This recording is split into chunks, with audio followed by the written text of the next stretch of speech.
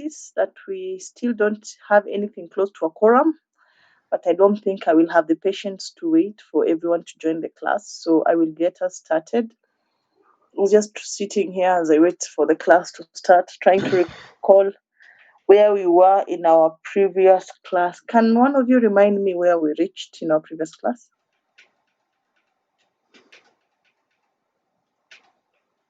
Mhm.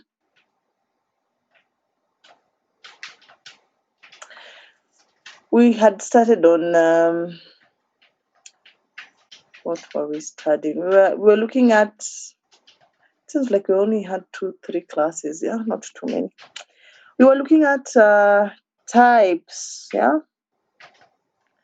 we were looking at classifications of law. I think we went through that. Sources of law, and today I'm going to pick up from sources. Anyone? Where did we reach in our previous class? Anyone who writes notes in class? Even if you're at home, at least you're making your own notes.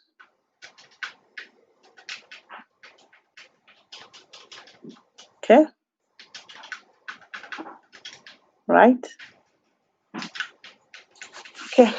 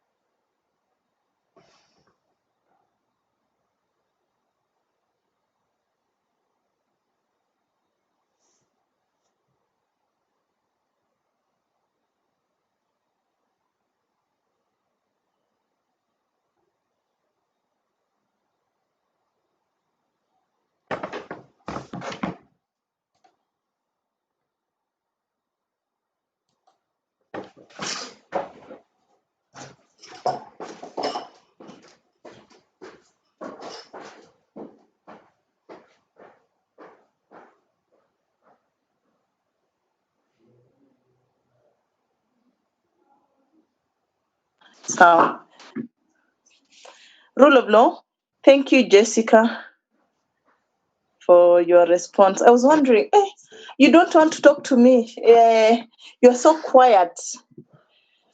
But at least Jessica has responded to me here. So you were at rule of law, and if you were at rule of law, I will not even go back to that, but I will discuss it in passing. And I think we did discuss a bit on rule of law. We can pick up from rule of law, and then I introduce you to sources and the new topic we're going to cover. So the first topic, the title was nature, purpose, and classification of law.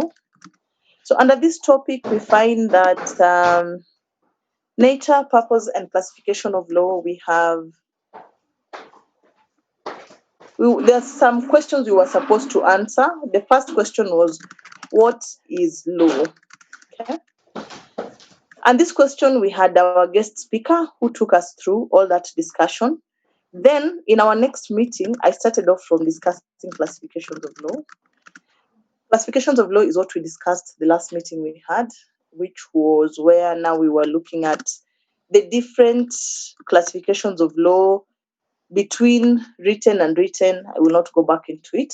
Then the second bit of it was the concept of the rule of law. Rule of law. This one also we discussed. I will not go into the details of it, but you should be able to answer the questions about the three conceptions. The three conceptions. The three conceptions. The three conceptions of the rule of law. Of the rule of law. Going to rain, yeah. Of the rule of law according to David Dicey. Can any one of you tell us the three conceptions of the rule of law? Then we come to factors undermining the rule of law. Factors undermining the rule of law. So that is what we have covered so far. Factors undermining rule of law. This is what we have covered so far. You should be able to tackle those. You should be able to discuss the three conceptions. And I want to direct that class to the questions. What are the three conceptions of the rule of law, please?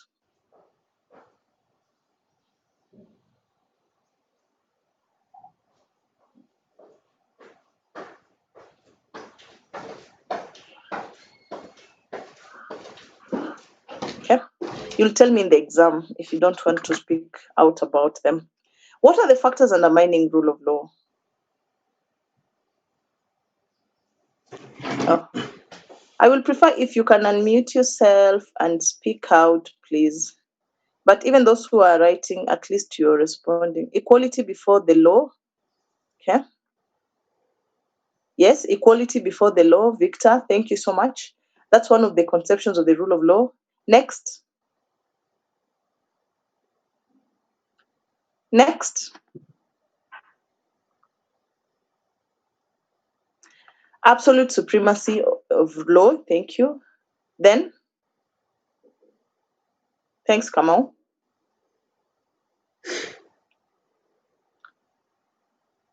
The law being an expression of the will of the people. The law should be an expression of the will of the people. That's another one. But this is usually not the case. Oh, I have just written to Jessica. You find that there are certain factors that might come in that interfere with enforcement of the law. So these factors that can come in to interfere with how the law applies, what are they?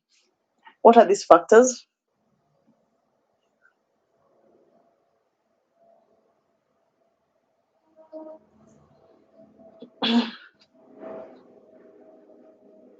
Corruption, thanks, Victor, which is very rampant in our country. Selective prosecution, thank you, Calvin.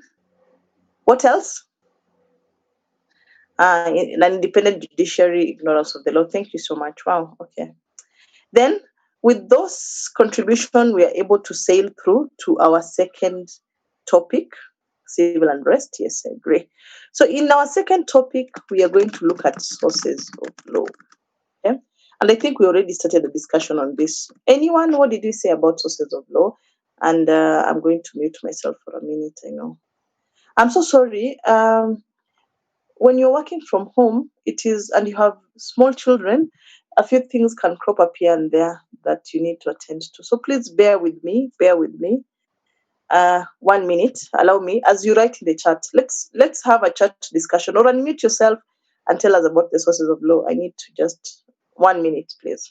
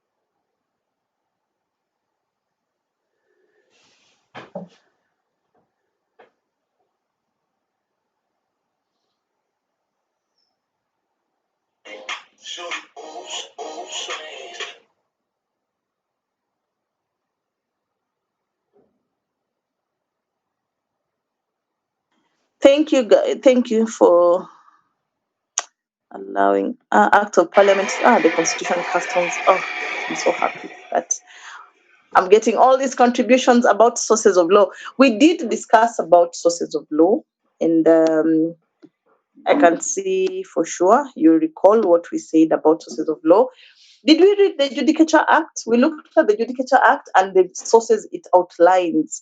The Judicature Act outlines certain sources as the sources of law, and I will just summarize that discussion so that we can start on our second topic.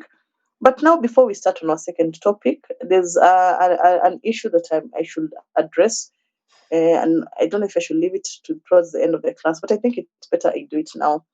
I received a complaint from your administrator that there is okay, it was not really a complaint but feedback. Let me not say it's a complaint, because when you call it a complaint, it just gives it a bad, it gives it a bad connotation, but I received very good feedback. It made on how that I'm a bit distracted during our classes, and sometimes I get away from your. So I just, that there's some distractions during the class. So that's the feedback I have received, and although it's not really a complaint, it's a feedback. Though it's not that a complimentary feedback, but it's a point for me to improve on my delivery. So I just want to explain to the class. I don't want to justify myself why I'm very distracted. Indeed, I have been. To be honest, I was a bit on and off in our last class. The last class I had a bit of a challenge with my connection. So I always don't want to cancel a class when I'm having a challenge connection. I just try to troubleshoot until I'm able to sort it out and then come back to class. But a connection challenge is inevitable. Sometimes you have everything you have, but you still have connection challenges. But I'm going to try my best to ensure that the class flows as smoothly as practicable. Secondly, what else? So that feedback is well taken. I'll see to it. In fact, I'm just now looking around me to find where my MiFi is and whether it's charging. I think I need to charge it so that I don't have challenges again with my internet. There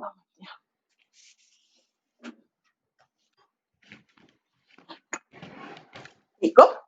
So let me have that charging just in case. I use a fiber MiFi for my internet.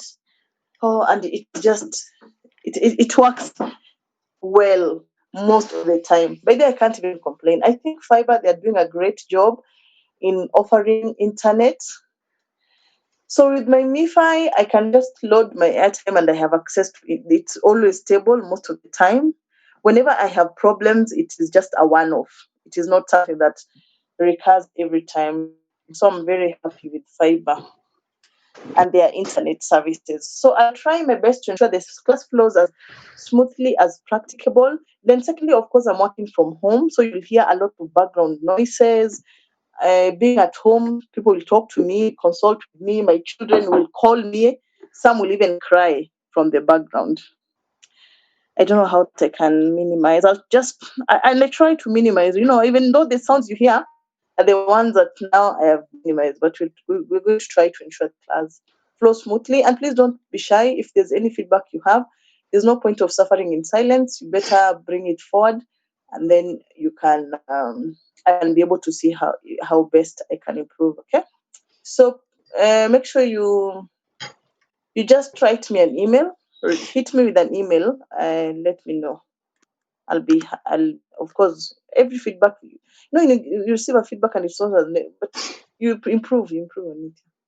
So let's come back to sources of law. So I might as well I will try not to have as much interruption as in this class, but I hope it will be smooth. Working from home is quite tough. I was even thinking of going back to the university and teaching from the university. So one time, when was it? Last week, I was in the university a lot because I was having a seminar. That's why I had to cancel your class. But I noticed even if you're in the university, it is not as quiet because let's say you have three lecturers, all of them teaching from their offices. So there's a lot of echo as well because when you teach online, you have to speak. So and if even though you're in your corner and someone else is speaking in their corner, it's still disruptive a little bit, but not as home. Coming back on sources of law, I hope we went through the Judicature Act and we looked at what the sources are under the Judicature Act. I trust we did that. If we didn't, please let me know so that I can do that with you. And I have all those statutes. Am I sharing? Let me stop sharing this for a while and start sharing this desktop. Okay. I want to show you the Judicature Act just in case we were not able to see what the act entails. Mm, okay. So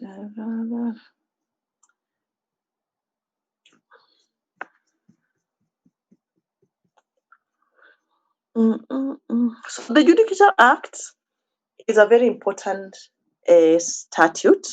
Okay.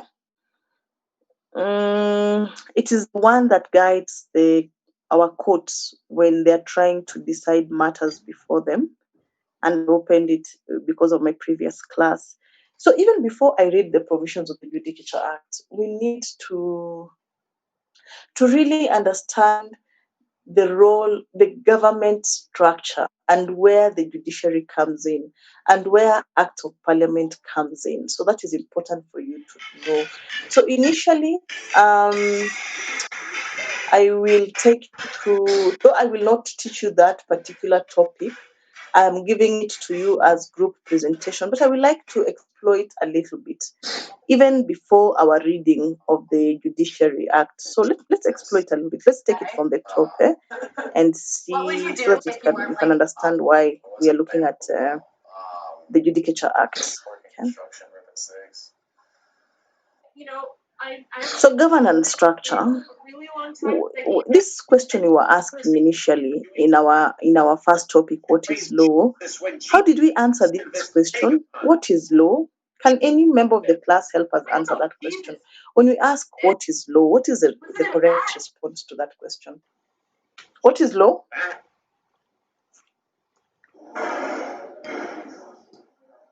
Please unmute yourself and speak.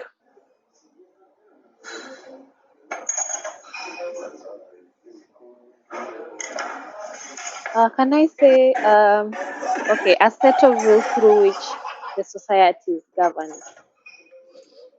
Yes, thank you so much for that. Yes, correct. A set of rules through which the society is governed. And just to now very much refine that response, rules. Most of the time when we talk of law, the response you get is these are rules. Laws are rules, yeah. But we have so many rules that govern our everyday life. We have religious rules. We have our own rules at home. Some of you, your parents are very strict and they have put for you a curfew, so that whenever you have to go outside, they tell you don't come to the house later than 6 p.m. or later than this time. Yeah. And even your parents, some of your parents are strict, even though Strathmore and even the university itself is very strict with the university itself is strict with the dressing. So when you're in the university, you cannot wear. Oh my dear. When you're in the university, you cannot wear a costume. I tell you, we had this funny lecturer of ours, Professor Sifuna. He's a professor now. He taught me jurisprudence. I was in Moi University. You know, in public university, there is no dress code. You can wear anything you want to wear. Okay? As long as you have the courage of Nini, of working with it, whatever you want to wear, even if you're a man, you want to come with a vest, a tank vest with holes in it, that's your problem. So we had that liberty in public university to put on whatever you want to put on. Oh my dear. So this time, Professor Sifuna, he was not a very good lecturer in terms of his delivery, but he had these very funny jokes. Though not if you're the subject of the joke, if someone else is the subject of the joke. So he could tell us that now he comes to class, he looks around, he says, now today now you have outdone yourselves, eh? So he doesn't mention names, but he says some of you in this class, do you even know what you're wearing?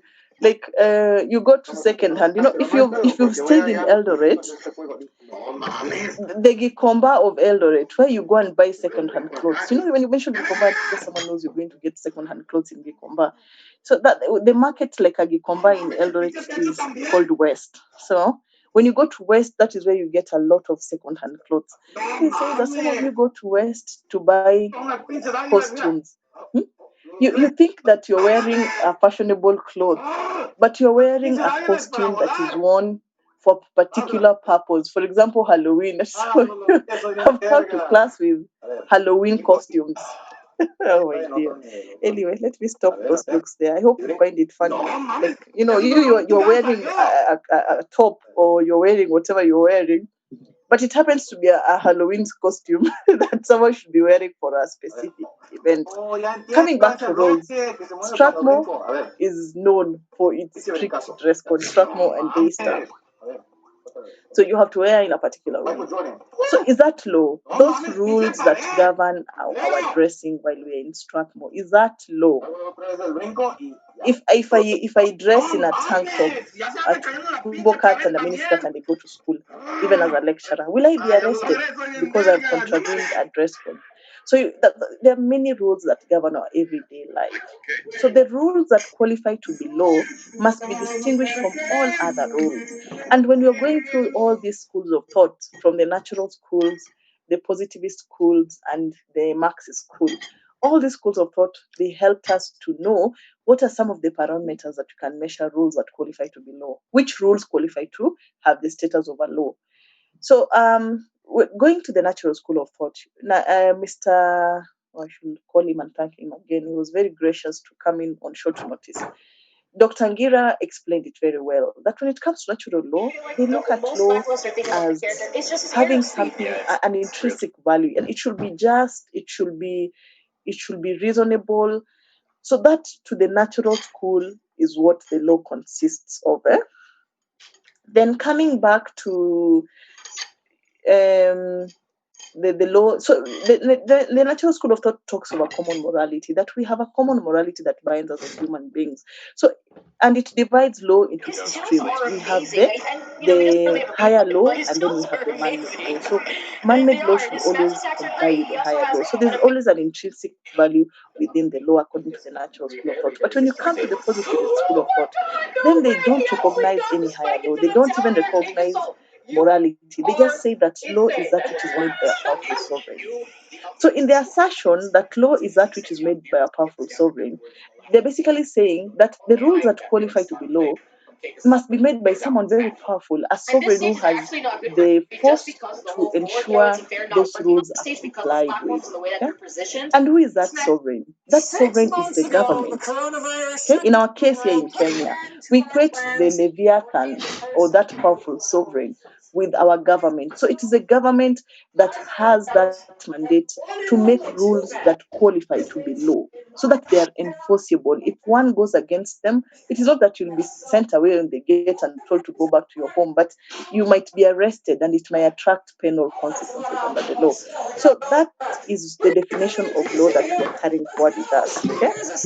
So our approach to the law, and even how I'm going to teach you the law, I'm going to take a very positivist outlook, not because me I'm a positivist. If you find that, I think I'm more of a natural scholar and a Marxist scholar, which reminds me, some of you didn't watch that video of Marx. Yeah. Okay. So the positivist school of thought is very practicable. It's very formal in its definition of law. It takes a formalistic approach, and it simply defines law as rules made. It defines law as rules made by. Now let me simplify it and say the government. Okay, now we say rules made by government. That now subtracts all kind of rules. It subtracts institutional rules. It subtracts religious rules. Unless, okay, there might be a relationship. We might find an institution having the same rule with a law that has been made by government. But at the end of the day, only those rules that are made by government will qualify to be law. And that's our approach we're taking in defining the law. So when you talk of sources of law, what are the sources of law? If we say it is the government who makes laws, how does the government make this law? Who is the government? Who is this government that we are talking about? And to my response to that question, it brings us to the second topic, which we have not covered. Allow me to stop sharing first and share again.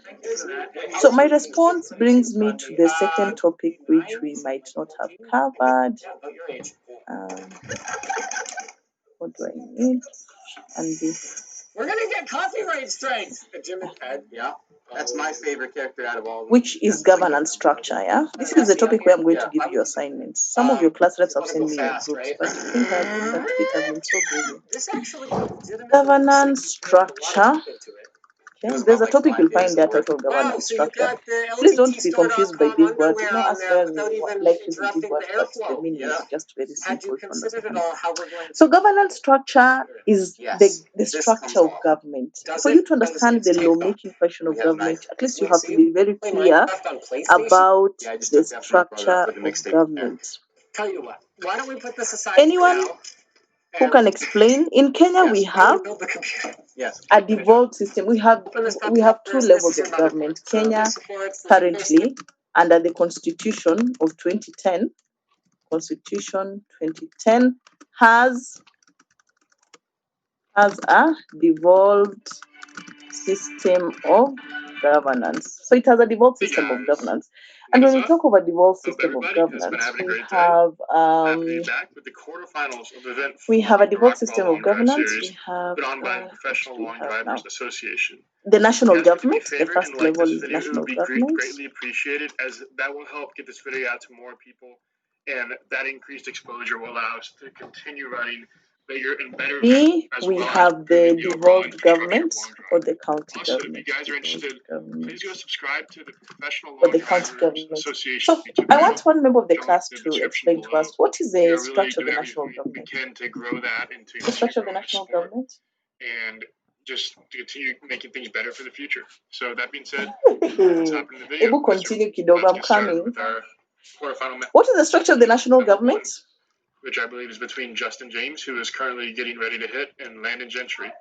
You may have seen both these guys. They've both been doing very well this year. So this will be a really good match. I think it's executive, judiciary, and legislature. 2 wins in a row. So he's been Thank really you so hot. much, If you guys Rebecca. want to check You out have a very special the name, last Rebecca. couple You of see, events, in the Bible, when top right-hand corner throughout the video, different episodes. it was And, Isaac.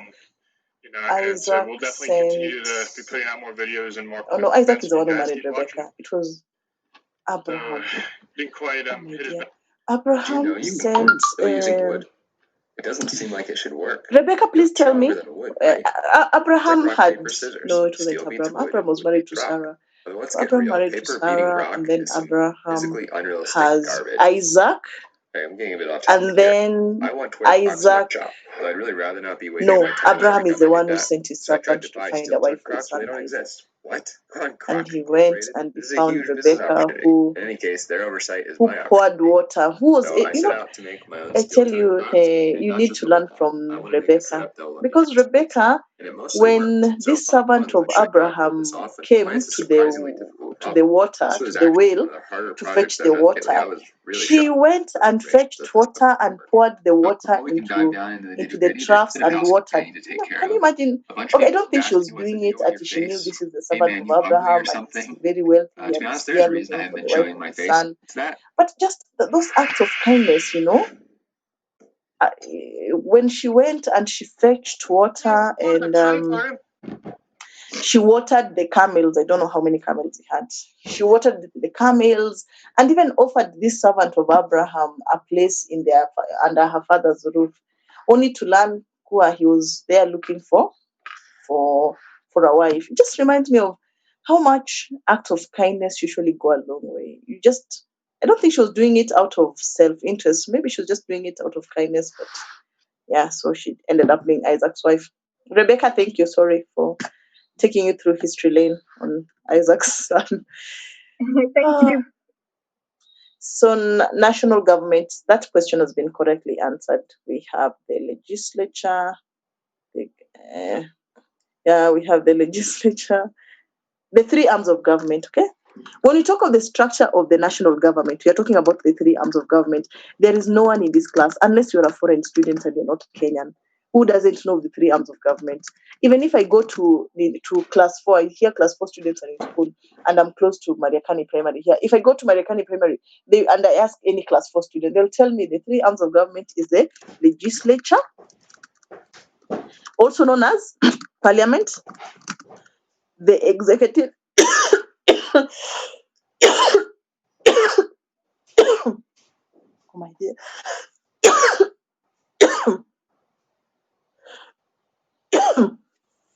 Well, I don't know what is choking me. The legislature, parliament, the executive, and the judiciary. So the structure of the devolved government is made up of the county assembly, and the county executive, yeah?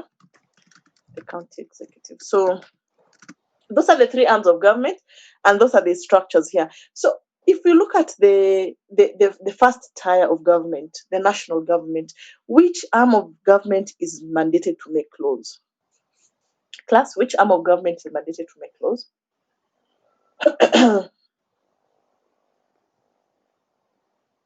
Yes.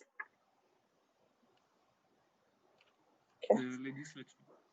The legislature. Thank you so much. The legislature. So the legislature is the one that makes laws. And what is the function of the judiciary?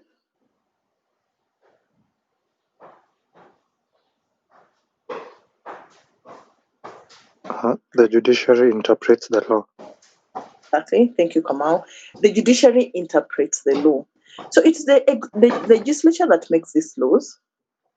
The judiciary interprets them and applies this law to everyday Kenyan. When you have a dispute, you don't file your case in parliament. You file your case in the courts, and the judiciary is made up of a system of courts. So you file your case in the courts, and that's where your dispute is heard. So parliament, its work is to make those laws, and then the judiciary interprets. When it comes to the devolved government, the county assembly is the one that makes those laws within the county assembly. However, even those laws, whenever they have to be interpreted, they still go to the judiciary of the national government. So that's we were talking about sources of law. Now, if we know that it's the work of parliament to make laws, so what are the sources of these laws? We have defined laws and we have seen who makes them. So sources of law. How do we answer this question? What is a simple answer to this question? What are the sources of law in Kenya? So to answer this question, we have to go back to a law that Parliament has made. And whenever Parliament makes laws, those laws are known as Act of Parliament. They're known as Act of Parliament, statutes, legislation. Act of Parliament, statutes, legislation. So that's what happens whenever Parliament makes laws. So if you want to understand what sources of law, and these sources of law are the laws that the judiciary of Kenya relies on when determining disputes. So the sources of law are enshrined under the Judicature Act. So I'm going to look at a specific act of parliament, which is known as the Judicature Act, which enshrines the sources of law to answer these questions. Thanks. See, there were some responses as well in the chat. So I'm going to share with you my screen again. I'll stop sharing that and share a different screen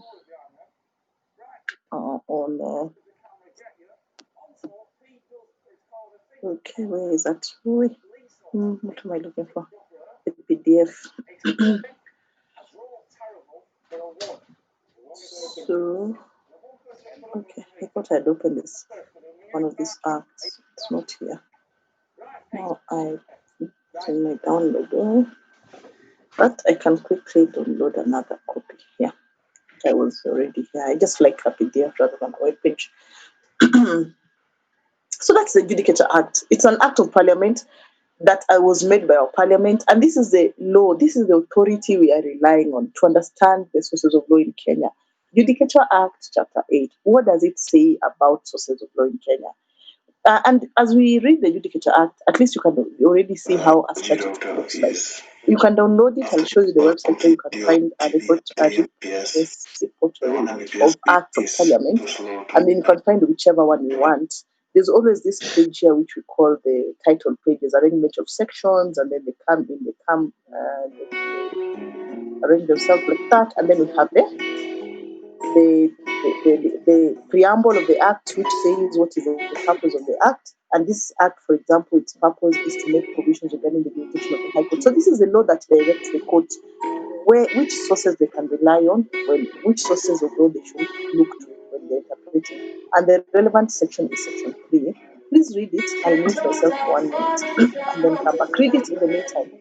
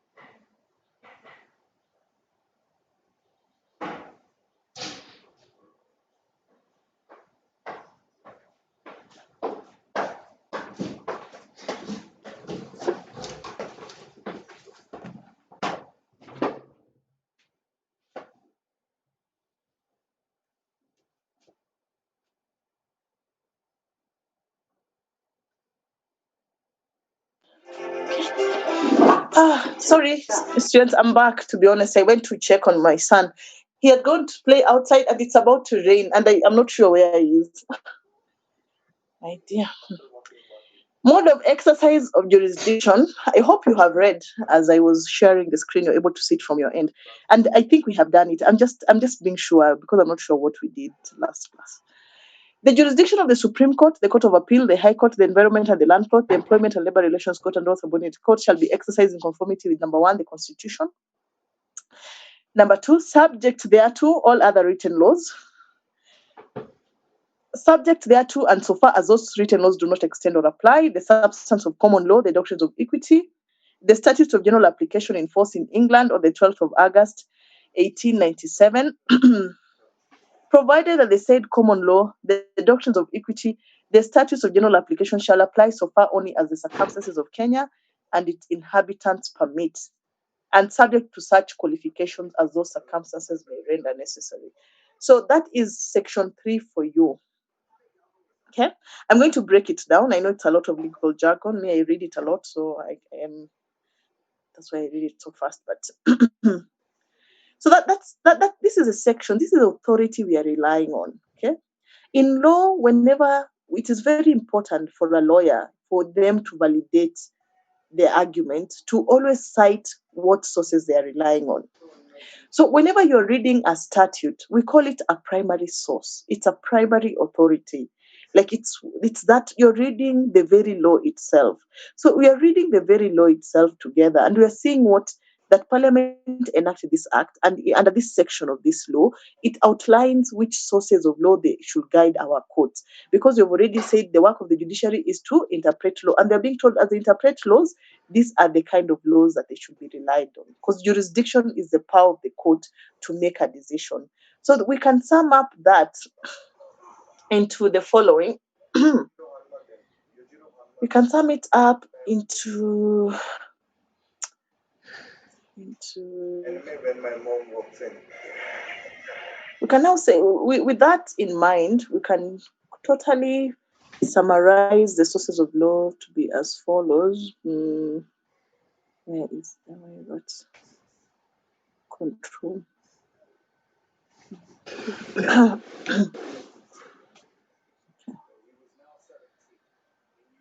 Hey, Bucky, your father has defeated me 10 years ago. How? I was in a party, drank kayak, and was about to lose my virginity. So we can summarize the sources of law to be as follows. That's your fault. A fighter should always be ready to fight. Fair enough. But the next day, I was taking a and he threw a grenade through the window and in the nuts again. Sources of law in Kenya, not in Uganda. So the first source and the most authoritative is the Constitution. The Constitution has certain special characteristics.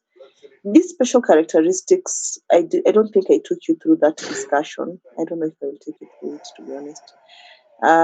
I will take you through it when you're looking at when we look at the topic we're going to cover today. So that is the Constitution. Then we have written sources, all other written sources apart from the Constitution. So when it comes to written sources, we can say that written sources include the following. Written sources are A, Act of Parliament. Okay, Act of Parliament are laws that have been made by Parliament. We also call them statutes, and we have also called them legislations. B, we have and before you go even to county legislation, we can also call county legislations because in Kenya the Constitution has established the county assembly, which has lawmaking functions. Then C, we have delegated legislation.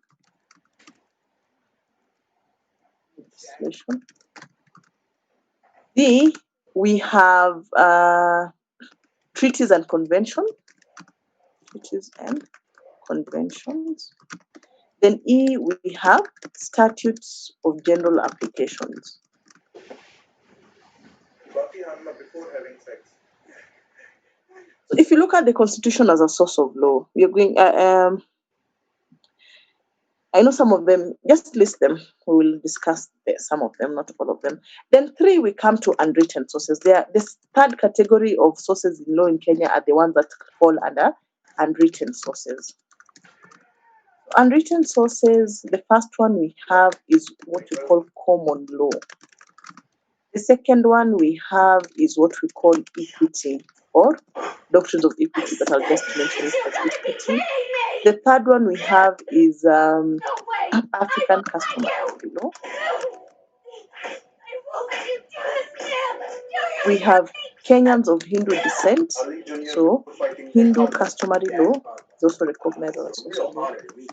Hindu customary, and then we have Sharia or Islamic law. So that is the list of sources of law in Kenya. You can categorize them into those three categories. The first one, the Constitution. The second one, other sources, other written sources apart from the Constitution. Remember, the Constitution is also a written source, but we are just putting it there as number one because it is the highest in hierarchy. It has a higher status than any other law. Then we come to written sources, Acts of Parliament, Statutes of General Application, then the rest comes in, and then common law equity. So every time I'm teaching my students about sources of law in Kenya, it always takes me back to the discussion about our colonial history. Kenya was colonized by which country, please? But let me give you fair warning, and I don't hold back. Ali Jr., after fighting Yujiro Hanma faster than your father.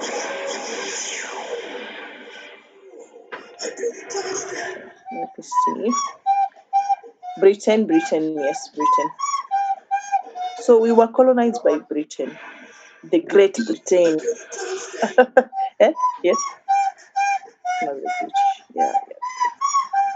Thank you. So we're colonized by Britain. I wonder why sometimes we refer to it as England. Maybe because they speak English.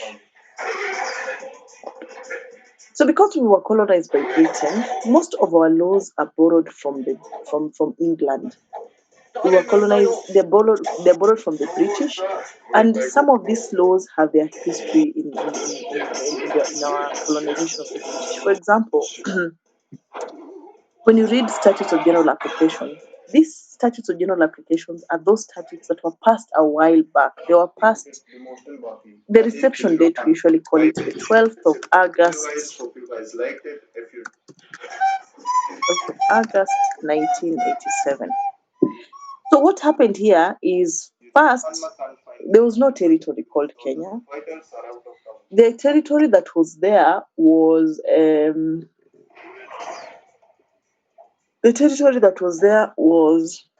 just a mass of land where we had different communities migrating and engaging in different economic activities.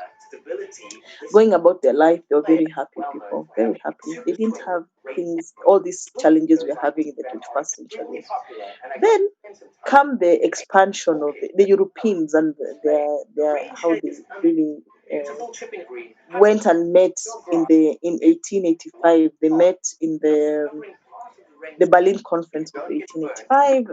They divided Africa into spheres of influence. So you see, when you put a compass on Africa, there's North Africa, there is South Africa, there's East, and then there is West Africa. So us being on the East Africa, it was 1897. That is what I mean. Thank you for that correction. 1897.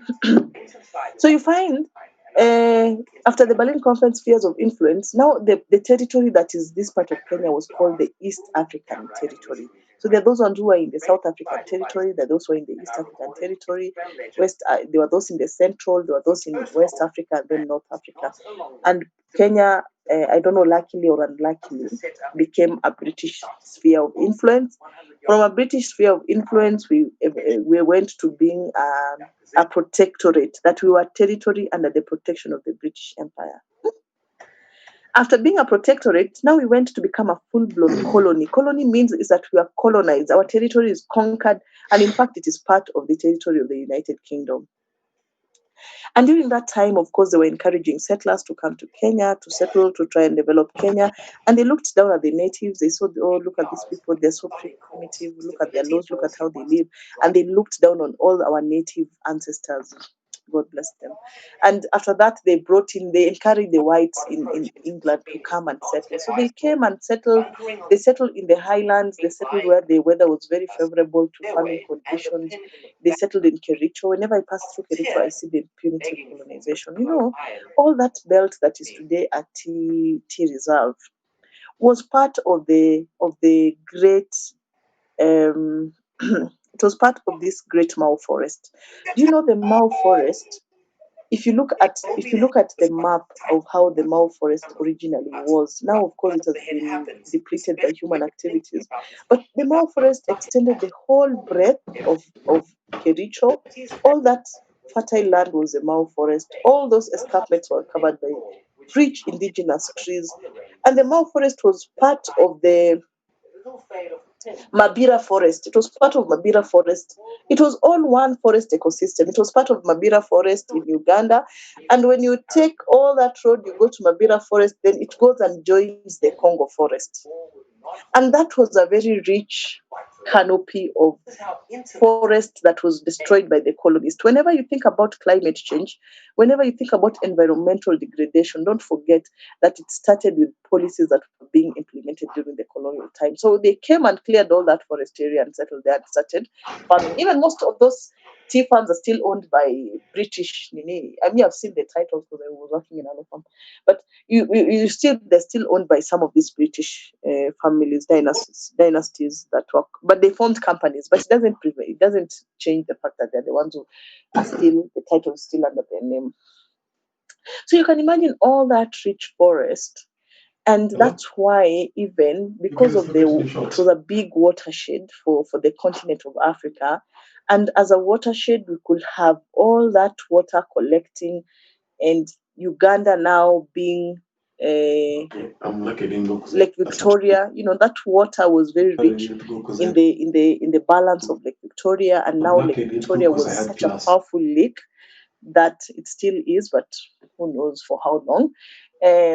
Then we have the Nile now, the source of the Nile at Owens in Uganda, and the Nile flowing all the way to the highlands of Ethiopia, which were part of the forest. Because even Ethiopia highlands as an indigenous forest, and even Kakamega forest. It was all part of one ecosystem of forests that was destroyed by the colonists, and then with the post-colonial government, they continued the destruction. And then we have the Nile flowing all the way to Egypt before NASA also destroyed the Nile and built a very big dam. The Nile could carry a lot of fertile silt to Egypt. So, but that's the legacy that is environmental law, to be honest. But you can imagine if we still had that canopy of forest, the kind of ecosystem we will be having currently, it will be superb, because it will be such a balanced ecosystem with very good clean water.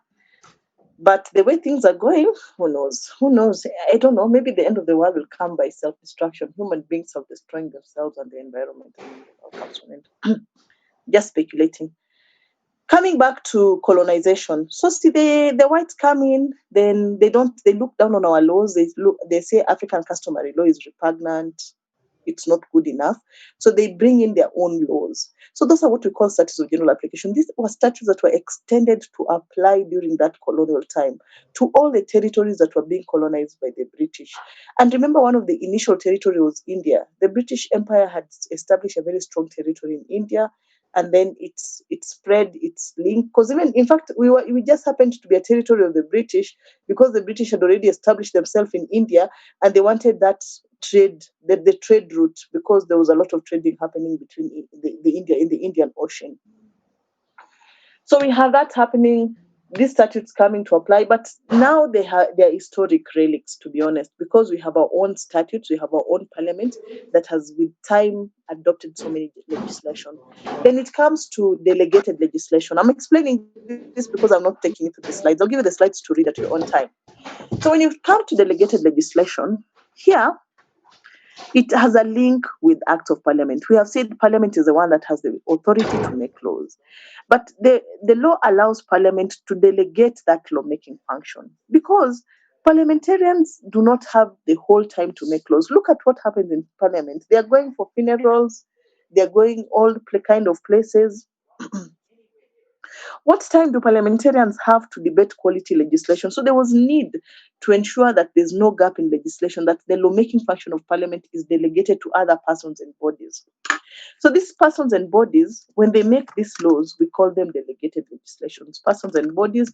Examples of persons and bodies with delegated lawmaking functions include the cabinet secretaries. You have seen them making a lot of laws. In fact, it is by virtue of a cabinet secretary that there was a ban on the use of plastic bags. Oh, Professor Judy Wakungu is the one who passed that ban. And she passed it as a delegated legislation. There was no act of parliament enacted by parliament. And to be honest, she will go into the chronicles of history because that directive that she adopted at the cabinet level was able to effect a total ban on the use of plastic up to date. Although I've been reading, I totally enjoy reading the New York Times. Is it Washington Post? You really find some inside information on some of the things that are happening around the world. Like, for example, now Kenya is negotiating a new trade treaty with the US. And during this, because the one that is there is almost expiring. So as Kenya negotiates its trade treaty with the US, there are some powerful industrial actors in the US who are pushing for the ban of plastic bags to be lifted in Kenya so that they can sell their plastic bags. Fossil fuels, some of it is made the chemicals are used to make plastic. So I hope that won't go through. It will be such a loss to the progress that has been made. But that time, people hated Judy Wakungu, even, that you have banned plastic bags. It looks like we cannot survive without plastic bags, to be honest.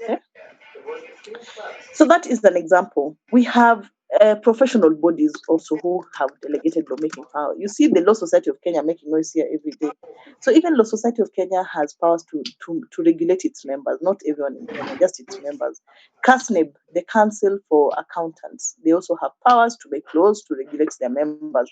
So those are examples of delegated legislations. They of course, they're not more authoritative than, they're secondary to acts of parliament, but they also form an important source of law in Kenya. Treaties and conventions are international laws.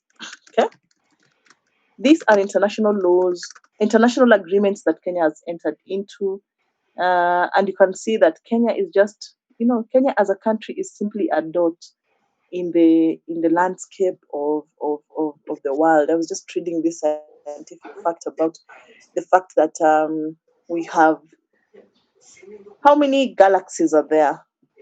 How many planets? How many continents? Okay. So 6 planets, although there are 8 planets because Pluto was downgraded from being a planet. These 8 planets all orbit around one star, which is the sun. So the sun is the biggest star in the galaxy. And there are so many stars and there are so many galaxies. They're part of this outer environment that science is yet to discover. So you can find that Kenya cannot exist as a highland. It has to cooperate with other nations and states, and this cooperation is achieved through entering into international agreements. So these international agreements, they come in the form of treaties and conventions. Bringing us to unwritten sources. When we talk of common law, please go and read more about this. I'm just explaining so that when you're reading, you'll be able to understand better. Common law. Okay, we have a question here. What can Constitution? Oh yeah, the Constitution is the supreme law of the land. The Constitution is the supreme law of the land. This is the supreme law, the grand norm. So whenever we have any law, be it made by parliament, be it made by a private institution that is against the Constitution, that law becomes inconsistent. Anything being done against our Constitution is inconsistent with the Constitution. But for you to get a declaration that that law is inconsistent, you always have to file a case in court. So you have to file a case in court, and then the court is the one to assess whether the law is indeed contrary to the Constitution, and if it is, then it will be declared unconstitutional. Which brings us to common law. Customs, traditions, and practices of the English people. Okay, I know we also have a rich custom. We have a rich custom. The only problem is our custom has not been documented. So please, it is very important if you're in this class. Sorry, this is a phone call from University Strathmore. Let me pick it up. Hello? Yes, good afternoon.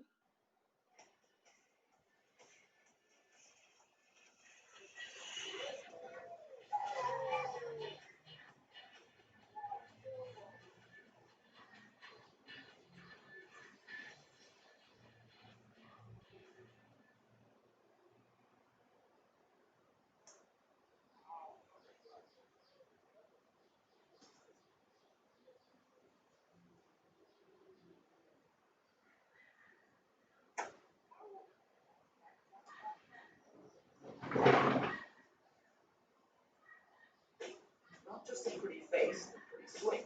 This player was born a scrambling man.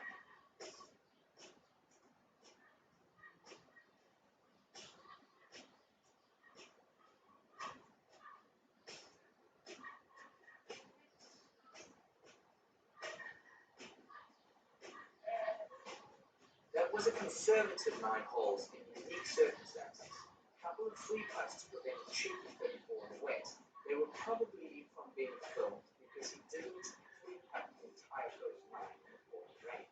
Being filmed by someone is always nerve-wracking, especially when the content is not yours and is then exposed to thousands of people. The lack of control is massive.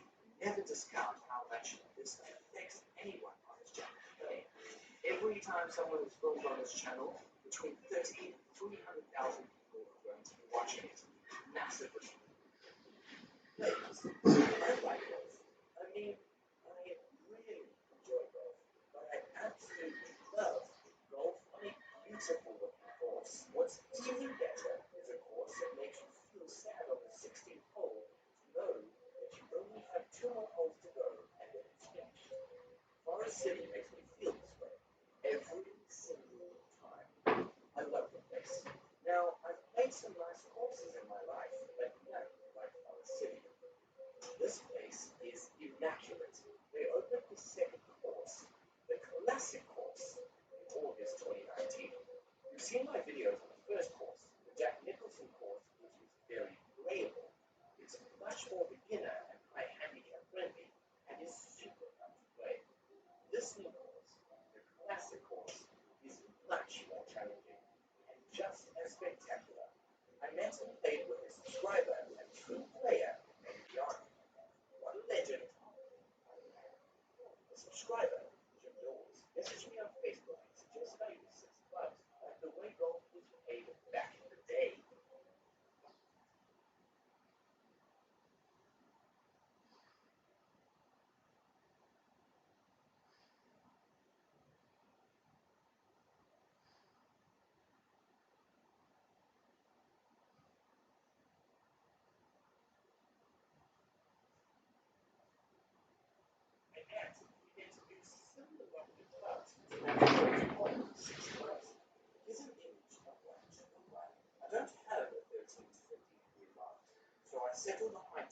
Okay, sorry about that. That was a call. I thought it was from the university because we have this university number. And sometimes when you receive a call from the uni, it might be an urgent student issue that need to be addressed. But it wasn't. It was a call from my bank, and I told them I'm having a class, so I can't have that call with them. You know, what the bank is asking me to do. I don't know. They're asking me questions about their their service, and banks are thieves. So, customs, traditions, and practices of the English. I was just telling you about our rich traditional culture. I think your screen froze on my end. I haven't seen anything you typed after acts. Maybe for the same issue. No. Okay. Yes, Vanessa. So, Anthony, I can see you're concerned. You can't see anything I've typed from Act of Parliament. Let me just share. Oh yeah, I know what I will do, Anthony. Anthony, please write me an email. I will send you this screenshot in an email. Sawa. Write me an email. Just request me for the screen. I will send it to you in an email. It might be, or I can send. I will. Oh, I know what I will do. I'll put it on e-learning after class so that all of you can access it. In case you're having challenges seeing what I have written here. Decisions. Yeah. That is, thanks, Vanessa, for that observation. We still borrow heavily from the United Kingdom. The United Kingdom still control a lot of things that happen here in Kenya. A lot of vested interest. You see, when Zimbabwe tried to get real independence from the UK, what happened to them? The UK made sure that they had sabotaged the economy of Zimbabwe. Okay, they sabotage until Zimbabweans are suffering. Their currency dwindled to almost zero. I pray our currency never goes that path. Who knows? With this country, things are just take a step of faith. But now, if you see what is happening to Zimbabwe with this president, who is not even an independent. This president was a I don't know his name, but I know his face. He was a crony in Mugabe's government. Me personally, I don't have much against Mugabe. I know he's not perfect. Every human being is not perfect. I am not perfect. You are not perfect. We are all not perfect. If someone wants someone perfect, they go and find an angel. But as long as we are humans, to be human is to err. So Mugabe did make his mistakes. However, there are things he did right. One of the things he did right was that reclaiming those lands from they're not, they come and call themselves white Zimbabweans. Well, we know very well they're not Zimbabwean natives. They're natives who own those lands, and those lands were taken from them. But now you see how Zimbabwe's economy was sabotaged because of not obeying. And even here in Kenya, I don't think that all the land belongs. Look at what the fightings that were happening in Isiolo. Very huge ranches have been taken in Isiolo, and they're still owned by these British colony dynasties, family dynasties. And many pastoralists find that they don't have anywhere to graze their animals, and it leads to a lot of conflict between them. And there was a time even you find cows belonging to pastoralists had been shot by the police.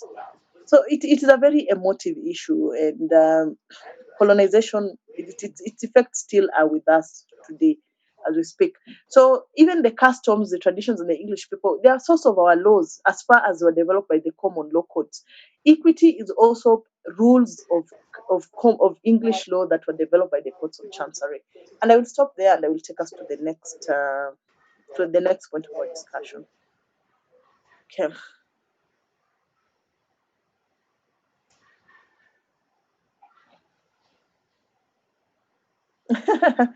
I believe that the law states that individuals should have freedom of religion. However, this is not the case in some of our high schools because students are not allowed to wear turbans or hijabs. So, does this mean the school goes against the constitution? Yeah, we have freedom of religion, but most schools nowadays allow the wearing of hijabs and even turbans. Okay. I don't think, because I know people who wear turbans are a specific sect of the Indian community. I've seen even in Strathmore, a student of mine, because I taught him, he was wearing a turban. He was not prevented from wearing. And even in Strathmore, I have seen a student who professed the Mokorino faith. I think they're still Christians. They worship differently. And she was wearing her nini, and she was wearing her. So the schools have really toned down on this because the freedom of religion is now being respected. Even hijabs, if a student wants to wear hijab, maybe where it becomes problematic is the burqa that covers even the eyes. That one that covers even the eyes, now it becomes a security concern because there are people who say you don't know who is underneath those clothes if it's indeed the person they claim to be. So that is some of the reasoning that has been fronted to that end. But students are allowed to wear hijabs. I remember just very recently I read a case of a student who had very long dreadlocks, a Form 1 student. And this Form 1 student was allowed to go to the school. They were allowed to go with the teacher tried to make them shave it, but when they went to court, the court ruled that she's Rastafarian, her parents are Rastafarians, and hence she was allowed to have her dreadlocks in school.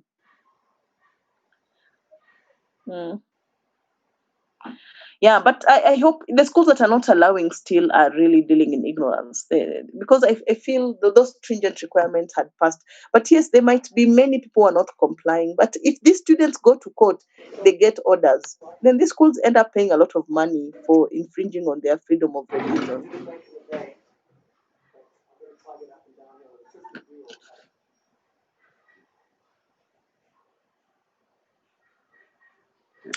All right, let's start on the topic that I hope we have understood each other as far as sources of law in Kenya is concerned. Now, I just want you to go and do your reading. Okay? Please go and do your reading. I want you to come here. Let me show you. Come to your e-learning page. Where is that e-learning page? Here it is. I have hidden these materials from you, but now it is time for me to unhide them. Turn editing on. So please come to the e-learning page. I want to trust you're seeing what I'm doing on my computer. Oh my dear.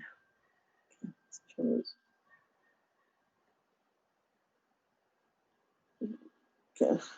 So there's some material that if I don't teach it, I don't want to disturb students. But since I've taught you about sources of law in Kenya, this is one of those materials that I would like you to access and read about sources of law in Kenya. After which you're going to look at the second bit of our learning.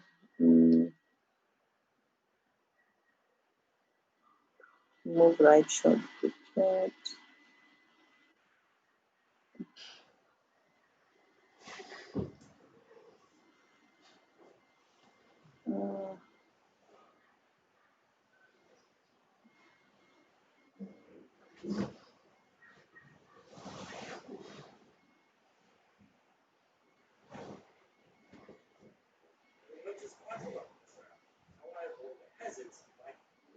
So, sources of law in Kenya, sources of law, emergency, and impact of sample of.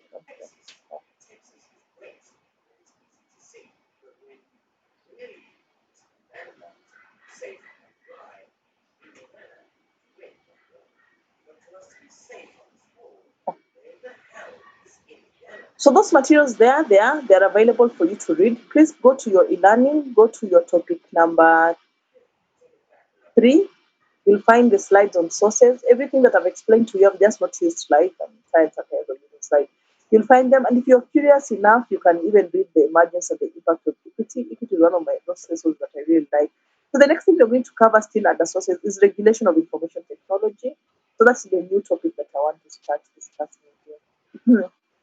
Should natural law also be listed under unwritten sources? Not really, because natural law is, we approach it as a legal philosophy, as a school of thought, the natural school of thought. So we don't list, we don't recognize it. Remember, we say only those rules. We are going to take a very positivist, formalistic approach to our definition of law. And when we take this formalistic, positivist approach, then we come to the level where now we are talking of who is the maker of law? Government. Which particular arm of government is making this law? Parliament. And which arm is interpreting this law? Judiciary. And which are the laws that the judiciary uses in interpreting matters before it? And then that is when we come to these unwritten sources. They are written in the Judicature Act, and natural law is not included among those sources. We only discuss natural law from the angle of a positivist school. That is when we discuss natural law. And then even when it comes to African customary law, when it comes to Sharia and Hindu law, they only apply to matters of Islamic religion, matters of marriage and succession. We are not a Sharia country. This is not Saudi Arabia, where you have to do everything in accordance with Sharia. So we can't say that there's a parallel law for the Kenyan Muslims, Kenyans of Muslim faith, that they have to now have a Sharia that is separate. Not quite. What happens is they have to, I think I gave the enrollment key in class. I always give the enrollment in my first class, after which I don't give it again. Go and ask those who are in the first class. Okay? Students who don't come to my first class and then they keep writing me emails about enrollment key. Gift Nema. Oh, you have such lovely names. Please ask your colleagues about Nini enrollment key. So, natural law, I hope that answers your question, Jesse Jr., that natural law, we can't list it because of the approach we are taking, which is a positivist approach. And we are only listing those laws that are recognized under the Judicature Act, as I've read to you, Section 3. That is the authority we are relying on. So that's why we are not listing natural law. And now we're going to look at specifically the laws that have been enacted by Parliament that regulate information technology in Kenya. So that is the next part of our class. And I was thinking maybe I can give you guys a break because I see it is 3:40. Please take a 20 minutes break When we resume at 4 sharp, we will start with the regulation of information technology. We are going to look specifically at the acts that regulate information technology in Kenya. Thank you so much. Okay? I will see you after the break.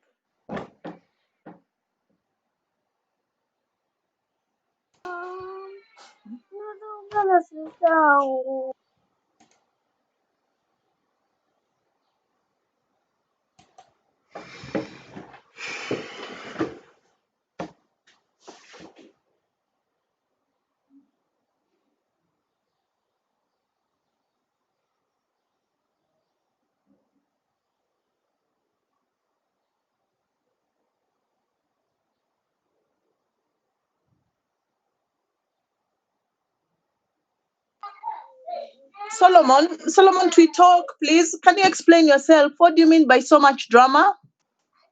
Solomon? I'm just saying there's a let's just say there's so much going on. Well, what is going on? Oh, in my background.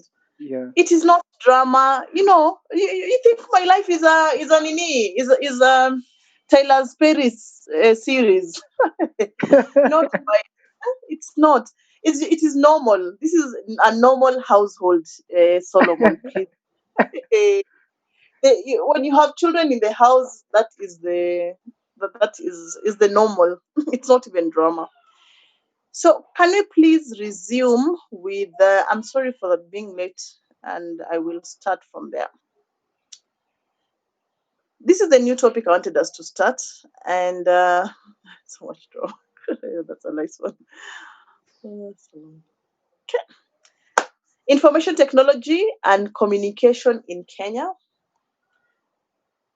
Information technology and communication law. I forgot to mention the word law. So I want you to just try and forget the noise in my end and focus more on what is on your screen. So when we started our class this afternoon, we had a long trace on how these topics we've been learning connect. And even we went through the sources of law. And now we want to specifically look at the law as it relates to information technology and communication in Kenya. So these laws that you're going to look at will just fall under those categories that we have already mentioned. So I'm going to fly through the first parts of this slide because I've already discussed them as we were discussing sources of law. So the general sources of law in Kenya, including ICT law, are identified by the following legal instruments. So we have already looked at the Judicature Act, and we have seen the laws that are identified by the Judicature Act in Kenya. The Constitution being one of them. However, I have not taken you through the Constitution and read to you that even the Constitution also identifies additional sources of law in Kenya. So if you were to turn to the Constitution as an authority of sources of law in Kenya, there are two key sources that have been identified under our very own Constitution that it is important to highlight. So you find that the Constitution plays a dual role. The dual role is that it is itself a source of law in Kenya, and then it's also an authority that identifies other additional sources of law in Kenya. In particular, we turn to Article 2, Sub-Article 5, and Article 6, that respectively state that the following shall form part of the Kenyan laws. The first one are general rules of international law. The second are treaties and conventions ratified by Kenya. General rules of international law, treaties and conventions ratified by Kenya. So we have already gone through the Judicature Act. We have read together Section 3 of the Judicature Act, which provides for sources of ICT law. This includes, I have listed them on the white screen that I was sharing with you before, so I will not really focus on them because I want to teach you now I want to focus more on ICT sources. So we have the Constitution. We have written sources of law in Kenya that include acts of parliament. Those ones we have listed. We have listed all the written sources. Even one of you was complaining that they were not, but was telling me that they were not able to see. And I think we misused the word complain. They were not able to see part of what I had written in the screen. But if you come back to the slides, you'll find everything that I'd already written in the slide in the screen. It was just that I was trying to avoid using slides as much. So unwritten sources, we have already mentioned them.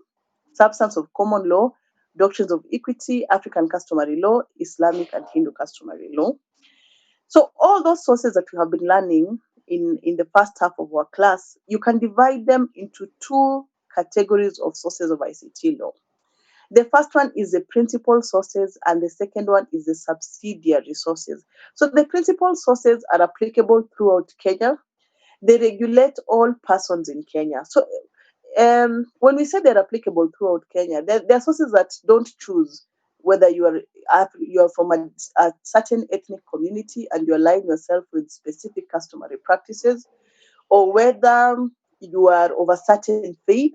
They apply to you irrespective of our different diversities and backgrounds. So those are the ones we call principal sources. And examples of sources that fall under principal sources include, number one, the Constitution.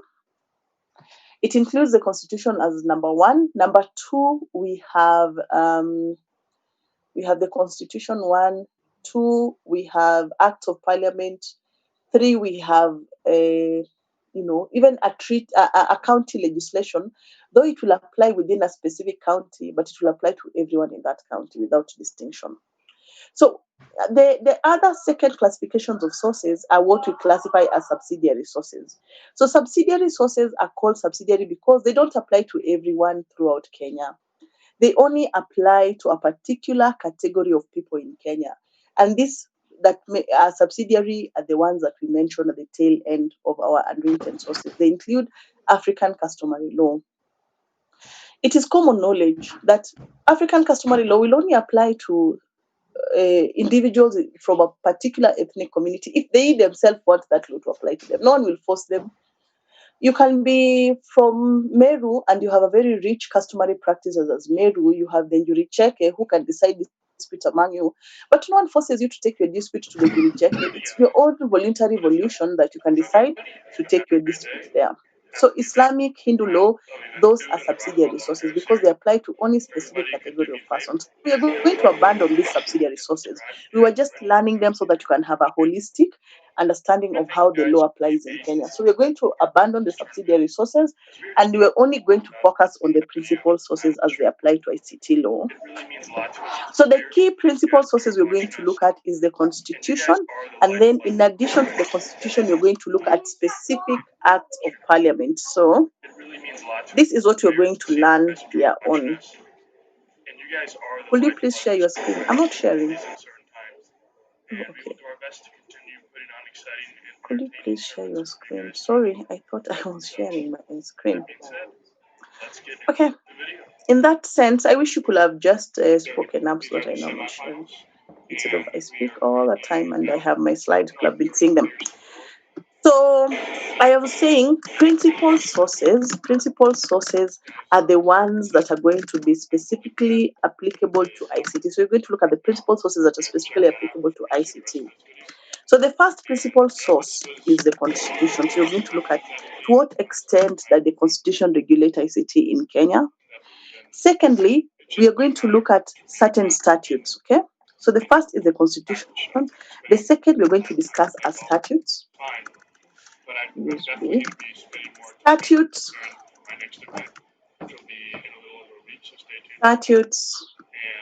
legislations, acts of Parliament. Especially when he fills it up like he's filling it up. He's a veteran of the sport, 10 plus years, and has made several final eights in the World Championships. So the specific statutes that you're going to look at, the first one is the Kenya Information and Communication Act. That is the very first one you're going to look at, Kenya Information and Communication Act. The second one is the Computer Misuse and Cybercrime. Computer Misuse and Cybercrimes Act. The third one is Access to Information Act. Donate to my campaign and then text me a receipt. Access to Information Act. Then we have Access to Information Act. We have Data Protection. When I FaceTime you, what do you expect? Like, come on, bro. Then we have Science. just want free stuff. That's pretty much it. They go, Science, Technology, something like that. and Innovation Act. That new PS5 for $20, and then they're like, no, it's not $20, and they won't stop until they get it for $20, or they swear at them a lot. That's pretty much what it is. Enjoy. If you're a photographer trying to work with me, here's how not to do it. Hey, this is pretty random, but I'm trying to get into portrait/street photography. I was wondering if you'd be down to shoot sometime. Oh, hi, I'd love to. My rate is $40 per hour, and unfortunately, I only have time for paid shoots right now. Ha! Don't flatter yourself. I collaborate with image models and crew from the NBC Pro Bono because they know my quality of work. Oh, that's awesome. I don't doubt your capabilities. I was just letting you know my rate because I'm really busy and don't have time to collab right now. And your reply seems kind of aggressive. All right. It seems like this guy's compensating. So the Constitution, Statutes Act, Kenya Information and Communication Act, Computer Misuse and Cybercrimes Act, Access to Information Act, Data Protection Act, Science, Technology, and Innovation Act. So those are the 5 statutes that you're going to look at. I hope you have listed them, and you need to at least understand these are the key legislation that apply to information technology in Kenya. These statutes, you can be able to download them from Kenya Law. Just that I'd already visited this site, so Kenya Law is a website where you find all sources of law in Kenya, all acts of parliament, not all sources, that will be misleading. But you find acts of parliament when you just search for the words Kenya Law. When the web page opens, this is the page that you come across. You can see all the tabs here at the very top.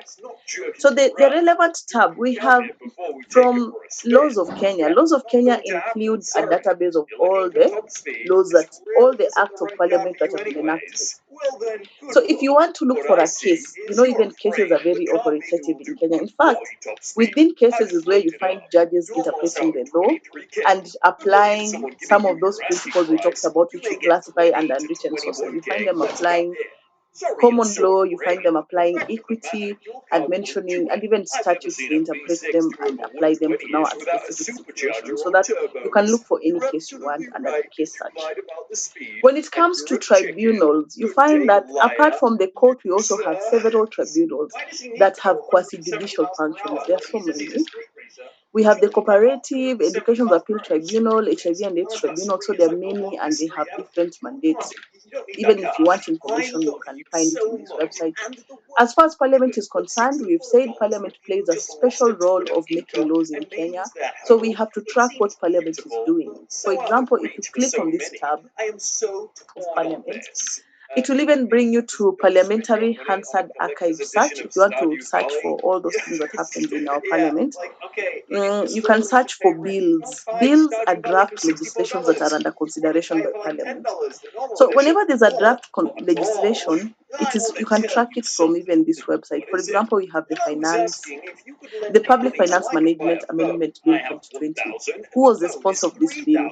Number of bill, date that it was sponsored, gazette number. So you can follow even the gazette number where it was first published. Then it has to go through the first reading, the second reading, the third reading, and finally when it will be assented to. So there are many bills that are being considered currently by Parliament. So that is the tab on Parliament. Kenya Gazette is an important newspaper of the government. This is a newspaper where official pronouncements of the government are made. It is published every Friday. It is published every Friday. If you want to buy a hard copy, you have to go to the government printers and buy it at 60 shillings. But you can always download a soft copy here at this website. I was just trying to download the one for last Friday. And I tried in the morning too. I didn't want to download. I'm not sure what the problem is. So that is Kenya Gazette, where official pronouncements of governments are made, and etc. So for now, if you always want to do research, because I've already structured your team assignments, which I'm going to put on your e-learning. So one of the things you're going to do at the tail end of this class is to look at e-learning and see My parents were jobless from 2016 to 19. It's you'll go and see that it's important. I see your groups. I hope all your class members, your class representatives have sent me your groups so that I can organize you into groups and give you the different tasks that we need to undertake. So you'll find those questions. I will just I'll post them on e-learning today. So once you go to your e-learning and you find a question for your group, it might require that you read an act of parliament to find some of the answers that you need. So in that sense, when you come here and you're able to download from this website, you are much safer than just the general Google, because this one will give you the most updated version of the law. And then secondly, it will make sure you are reading the correct law. I have had students who have given assignments and they have ended up coming to cite Singaporean law because they downloaded and they didn't even make sure it is a Kenyan law. So it is important for that.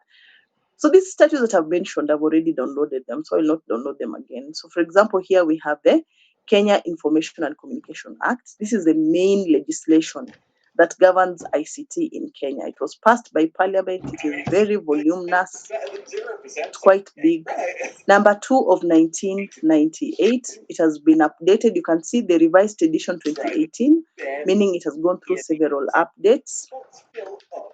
Then we have Communications Authority of Kenya, we have telecommunication services. So all those areas and themes have been regulated by this particular legislation. It also provides for matters to do with radio communication, broadcasting services, postal services, and licensing and enforcement, electronic transactions and cybersecurity.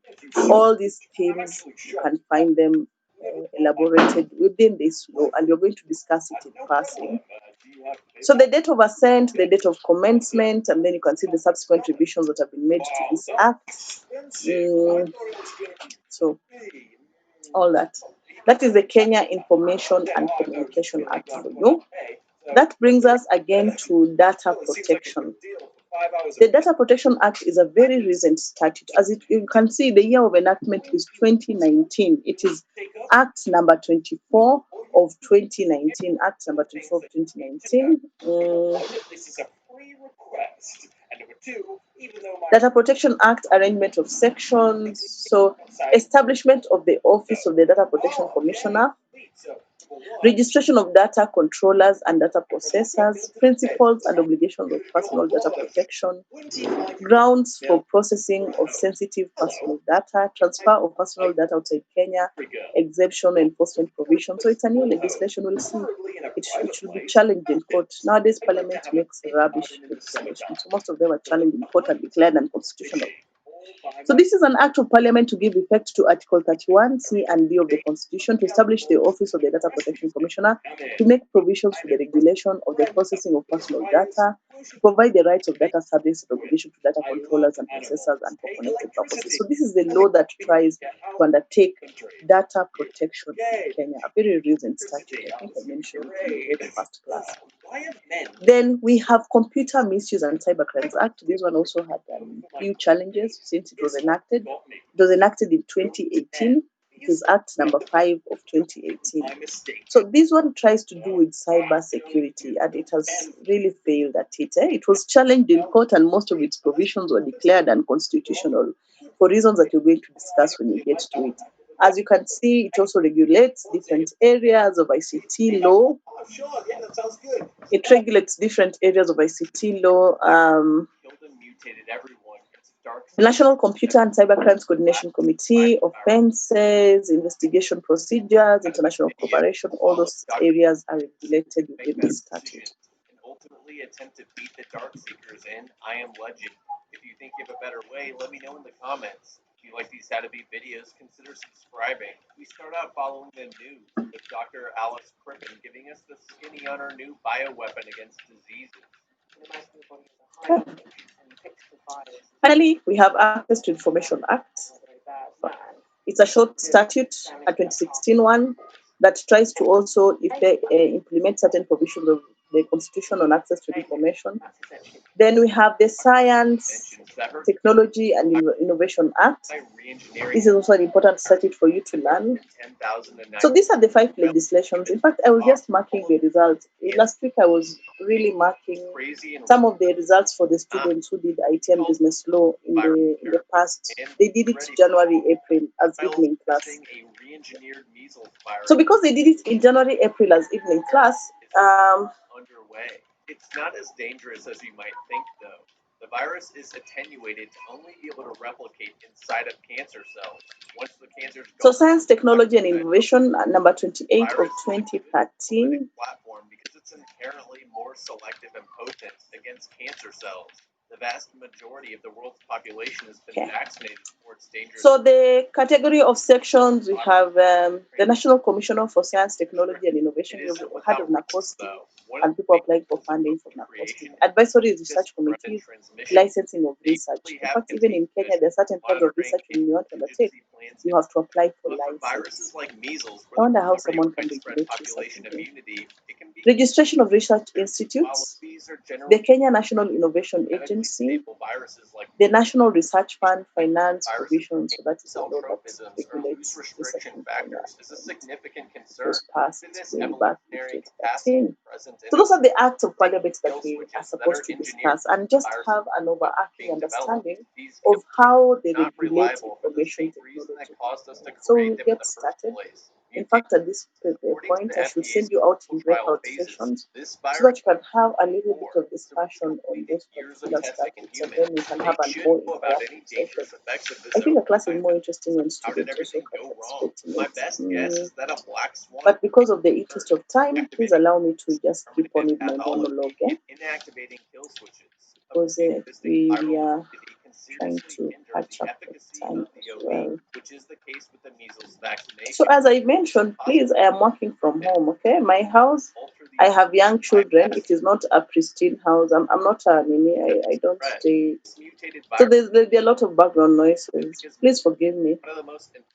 Just that I can't, Nini. I can't do it. Gag my children and make them not speak. But I try to make them understand that when I'm working, I should at least maintain some level of silence, but they're too young to understand. So please bear with me. In fact, I think we should just, it's not something that I wonder if I can control it from my end. It's just the challenges of working from home. It's never the same. So some of you, I've seen that Microsoft has made working from home a permanent. Is it Microsoft or Google? Okay. No. I totally have some reservations concerning these big tech firms, the way they do their things. So at one of them, either Microsoft or Google, has made working from home a permanent arrangement. Okay?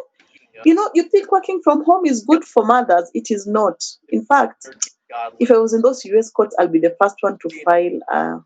Will Smith is trudging through thousands and thousands of bones littered all throughout the streets and buildings. Can you take the legislature to court for incompetence? Virologist who is tearing up the Shelby Mustang. So I'm Matt Browning. No, my top of the legislature. You cannot take the legislature as a body, though you can challenge. You can only challenge its. You cannot take it all as a body that it is incompetent, MPs are not doing well. Remember, the legislature is one of the most powerful organs in Kenya. It is powerful for 2 reasons. The first one is because it is voted. Members of parliament do not hire themselves. They have to go to the masses and they have to get their consent to represent them. So if the people are unhappy, they're the ones to vote out their members of parliament. The judiciary is not a representative institution. The judiciary is not. We're going to want to go with the 54. The judiciary is not a representative institution because it is the Chief Justice is an appointee of the executive and of course the Judicial Service Commission. However, it cannot. You see, a body that is not representative of the masses cannot purport to usurp the whole judiciary, which we believe to represent the majority, because they go out, they campaign to be elected. the campaign to be elected to parliament, but you can challenge particular acts of the judiciary as being unconstitutional. Yeah, you can challenge particular acts. For example, if a law has been passed and you are of the opinion that that law is contrary to the constitution, you can file a case in court, like the way we find that the Bloggers Associations of Kenya, they filed a case to complain that this Computer Misuse and Cybercrimes Act was unconstitutional because it had created very vague crimes and with heavy offenses that were not clearly spelled out. So it almost amounted to a violation of freedom of expression. So that's why it was shot down by parliament. So the court can only say it is unconstitutional.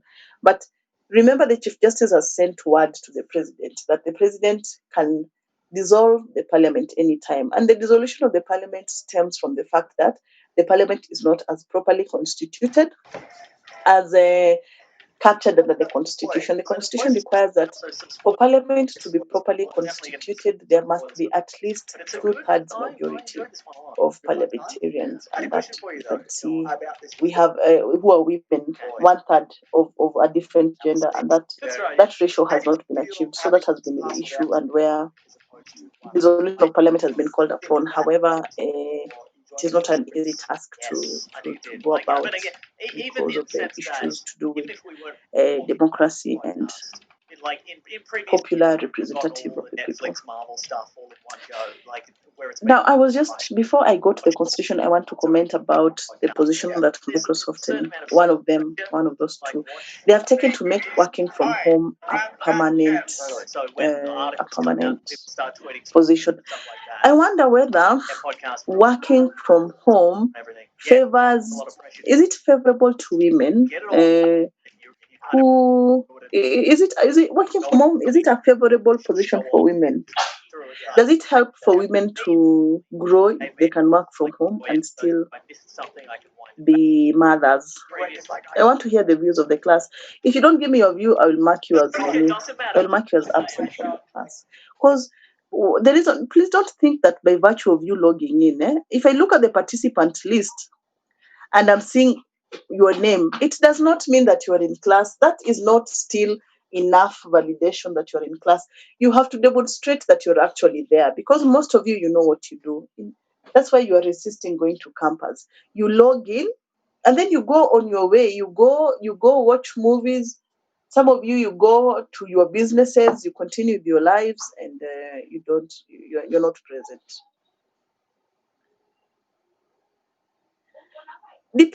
Thanks, Samuel. No, okay. I can't say it is difficult. It is a good thing too. It's just that children are children.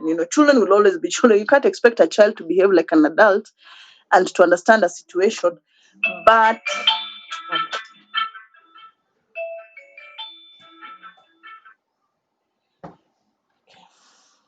so I want you to tell me it depends on what. Depends how old the children. If they're old enough, they don't say this position. Okay, so at least you've been given one factor upon which it depends on the age of the children.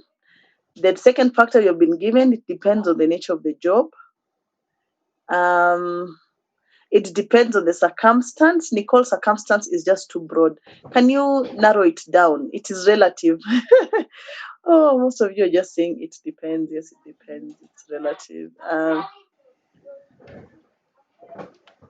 To create a work environment at home as well as you have to be flexible.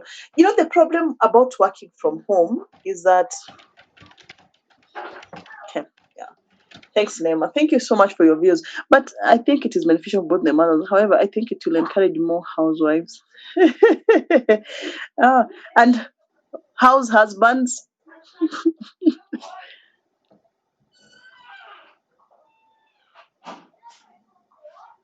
In your opinion, first month working on it versus current. I think it's yes, daycare services. All right. And remember, it's not just women who sometimes have to be caregivers. Even men can find themselves in a position where they also have to be caregivers.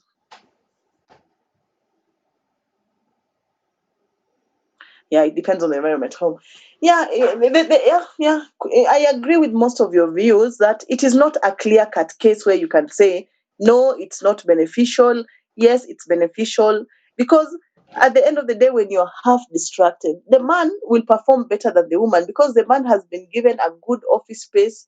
They have been facilitated to work it's easier for them to meet as a group.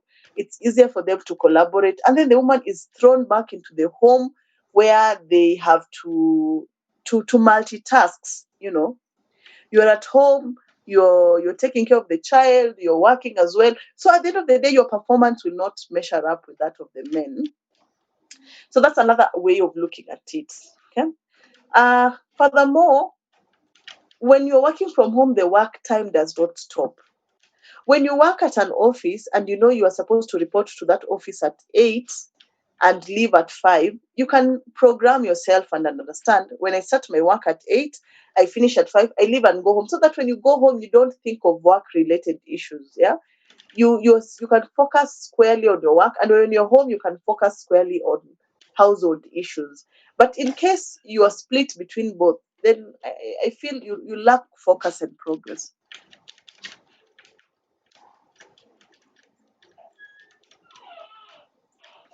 Yeah. So many factors to be considered, and the argument will continue. Yeah. Because even the issue of office spaces, there are companies that feel that if they make people work from home, then they will save on the cost of office spaces. But I've been talking to a lot of people who are working from home. At least me, I'm a teacher. After I finish your class, the rest of this is the interaction I have. But I still have other tasks I need to undertake. But you can imagine someone working in a very stressful environment, and there are very many deliverables on their end. It can be quite something because you find yourself working up to midnight every day, trying to take the tasks off your shoulder.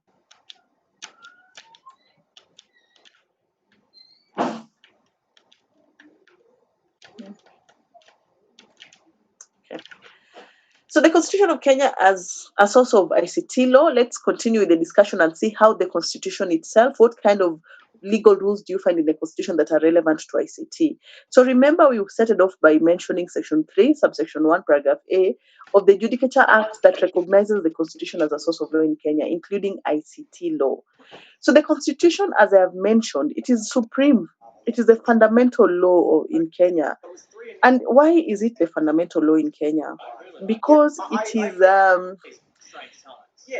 is sort of like a social contract that binds the society of Kenya together, a social contract that brings the Kenyan society together, and it prevails over all other laws. The Constitution prevails over all other laws.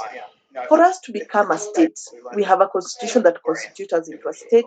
It defines the territory of Kenya. It describes what our values are as the people who live within this territory. Then it creates a government for us. It says this is the kind of government that we like to have. This is how we want to elect our representative. This is how we want to deal with specific issues. So that all these factors are the ones that amplify the reason why the Constitution is supreme and fundamental law. It prevails over all other laws. That's another thing that you need to know about the Constitution. Why is the Constitution recognized as a fundamental law? I have explained that many reasons. Supremacy of the Constitution as a source of law is manifested in various ways, and I've been given this explanation. All other laws derive their validity from the Constitution. It proclaims its supremacy. The Constitution creates the principal and other organs of government, the legislature, the executive, the judiciary, they owe their existence to the Constitution. Additionally, the Constitutions create other bodies and offices that we know of. How do you amend the Constitution? You don't just amend a Constitution like any other piece of legislation. For you to amend the Constitution, it has to go through a special amendment process. You have seen the BBI manenos here that are politicians. Who's Kenya politicians? Oh, the IMF in Nigeria. So all these things, these drives about revising the constitution, they try to collect signatures. They try to collect signatures, and after all that collection of signatures, we find that they also try to collect the signatures. Number one, after they have collected the signatures, they is when now they can move for certain provisions of the constitution to be amended. Like I told you from the beginning, I'm not a big fan of the structure of the devolved government in Kenya. I feel it is so bloated that it is not even realistic to manage the country in the fashion that it is. We have a bloated cabinet. We have a bloated county government. We don't need all the 47 county governments. They can be better streamlined. They can be made leaner so that you can have a better service delivery mode. So that's my perspective there. If you want to achieve my perspective, it is not easy. You have to go back to the referendum. Kenyans have to be given a chance to vote whether they agree or not. And you can imagine, how will Kenyans vote? Will they be guided by being prudent? They might not. Another reason why the constitution is such an important piece of not even a piece, a law in itself, is that it guarantees the fundamental rights and freedoms of the individual. The Constitution of Kenya guarantees the fundamental rights and freedoms of the individual. Chapter 4 of the Constitution is devoted to the rights and freedoms which are exercisable, subject to the rights and freedom of others and public interest. So that's another thing about the Constitution. It guarantees fundamental rights. It guarantees freedoms of the individual. If you look at Chapter 4 of our Constitution, it's devoted to the rights, freedoms which are exercisable. So the rights and freedoms of others and for public interest. So that is the constitution for you. I hope you can be able to concretely explain to anyone when they ask you why is the constitution so important? Why is it considered a supreme law, or why is it considered a fundamental source of law? I'm just wondering what's on the chat. Oh, great. I didn't hear you say hello. So I didn't know if you were on the line there, sir. We got disconnected again, I think, didn't we? Right. Hello, sir? Oh, there you are. Yes, okay. Great, sir. Great. Oh, yeah. Working from home. Wow.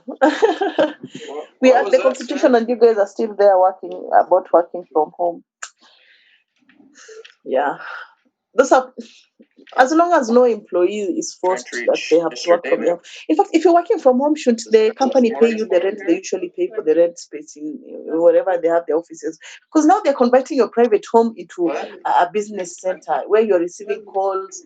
Your private home is your personal space. You should come to your house and rest from your labors. Now, this capitalistic society wants to push working even in our very homes. I'm sorry, even if you don't have children, you're single. Your house is a very sacred place.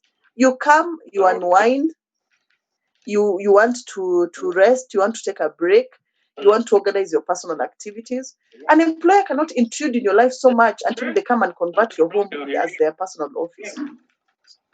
Constitutional. Are you available this morning, sir, to talk? Can I call you with my alternative number? Can I send you a text for alternative number? The school should pay you for staying at home. I know you miss your friends. Oh, I can't imagine going to college learning from home. In about an hour and a half, if that's okay. And the way you hanging out with your friends. But what do you do? I always just find Strathmore students a bit new. I don't know. I just feel sorry for telling you this, but this is my view. You can correct me if I'm wrong. I just don't see a lot of interaction and collegiality among students. Even though you're coming to school, most of you are so individual still. Like, for example, those group mentality. You're going out for activity. You're going for hikes. You're going for trips. Maybe you do these things. Oh yeah, you go for those international trips. And yeah. So anyway.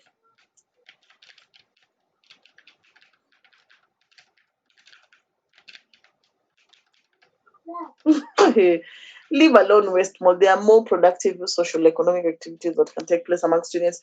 Now, back to the constitution. As I can see, time in Metupek. So go, Lakini. Just check what time it is. I don't make you overstay. I know you'll be more annoyed with me. When you make students overstay in class, they get so annoyed. The Constitution of Kenya 2010 as a source of ICT law. Let's just discuss this one article and then you can bring the class to a close so that I don't make you stay for too long. Article 31.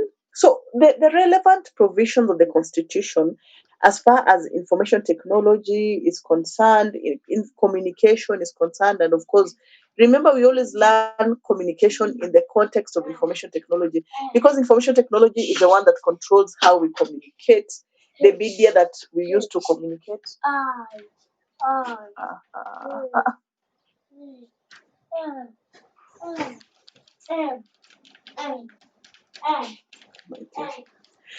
Article 31 of the Constitution enshrines the right to privacy.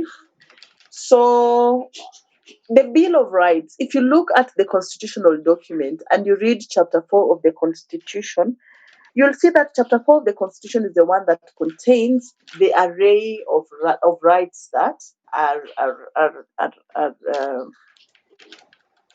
are contained there in, like, the human rights. You've heard of the human rights talk a lot in different fora. So that article, that Chapter 4 of the Bill of Rights that spell out these human rights, the specific rights that are linked to communication and even the technology that goes with it. So the first one is Article 31 of the Constitution, which enshrines the right to privacy. So the right to Kenyans don't respect people's right to privacy, I tell you. The right to privacy is so important in other countries that you're just not allowed to, like what? You're not just allowed to even knock at your neighbor's door without informing them, without their invitation, you know. You cannot just say, I am lost, I'm looking for a specific house. And you start knocking. Oh, do you know where this person stays? Do you know this house number? You cannot do that in certain jurisdictions. That in itself, you'll find yourself being sued for infringing on the right to privacy. Okay?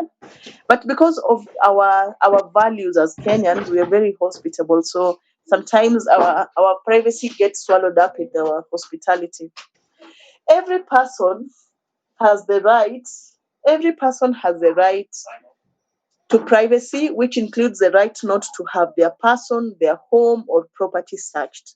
So these are the particulars of the right to privacy. For the law to respect your right to privacy, it must ensure that you have a right not to include their person, home, or property searched, their possessions seized. So you have a right not to have your possessions seized without any lawful justification. Every person has a right to privacy, which includes the right not to have information relating to their family or private affairs unnecessarily required or revealed. So that's another element, and this is one very important part of the right to privacy. Can you imagine how much information Safaricom has on you? If Safaricom was to publish the calls, that the transcript for phone calls and text messages that are exchanged between parties in private capacity or even in public fora, the people will be left wide-mouthed because of those things that you say when you know the things that people say that they trust will never come to light. So when they do come to light, it can be quite damaging to their reputation.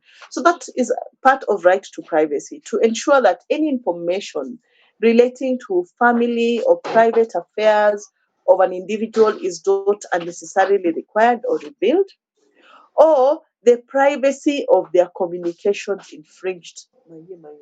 That's another right, that they must not have the privacy of their communications infringed. Just the same explanation that I've given you. And when we were looking at the Data Protection Act said that It is an act of Parliament to give effect to Article 31 of the Constitution, in particular paragraph C and paragraph D. So this is the genesis of all data protection laws that are there in the world. The data protection laws are meant to protect private data of users. When you're in the internet, you don't want someone to steal your personality, your identity. 120, okay.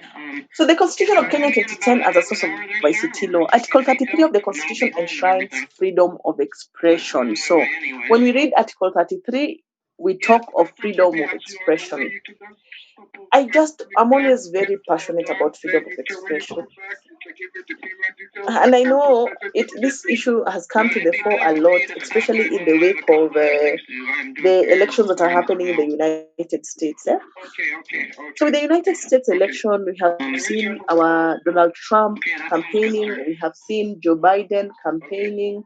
Here in Kenya, we have also seen Ruto trying to also campaign, and the other, whatever they are, the other outfits also trying to campaign for elected positions.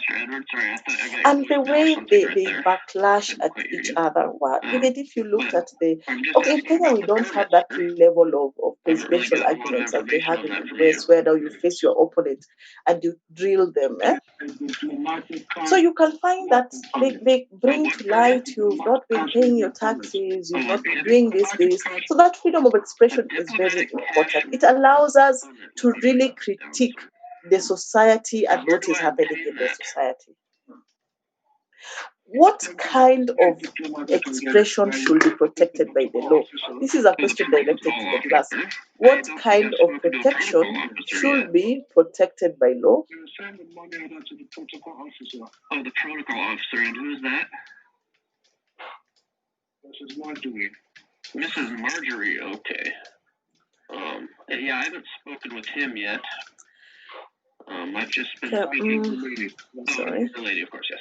I haven't spoken with her yet. I've just been speaking with you, sir. You need to speak with her. I will handle that on your behalf. What kind of expression should be protected by law? Actually, so I'll just have to pay her if you have to get it. Okay. So when do I pay that? No, it's way overdue. You should have done this a long time ago. It's overdue? That's when income expression of your ideas, example, intellectual property, anything that is not hate speech. What defines hate speech? Which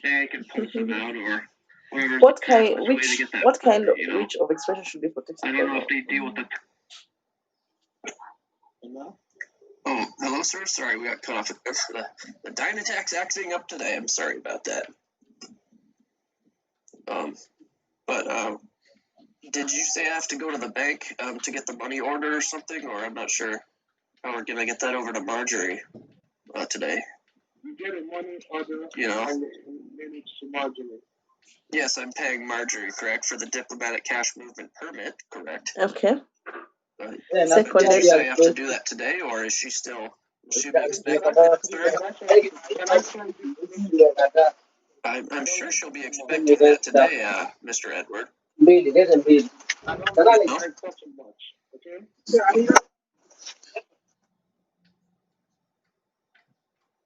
Okay. I'm just reading through your contribution. I think everyone else can see the text, so there's no point I read it out loud. I wish the person is unmuting themselves. They could be unmuting themselves to talk to me, because I will really appreciate a student talking. That is Shadrach. You know, I know you are thinking that there's a lot of distraction from my end. I can imagine even you guys, some of you have a lot of distraction. You are like, you can see what is happening to Shadrach here. Excuse me, miss.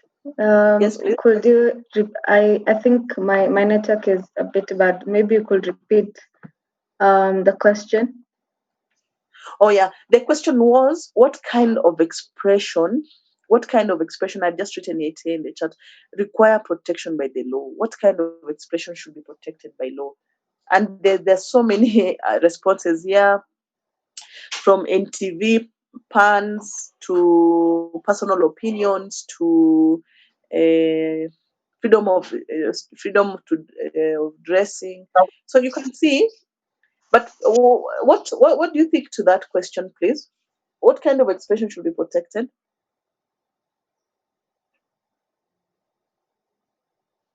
What is your view?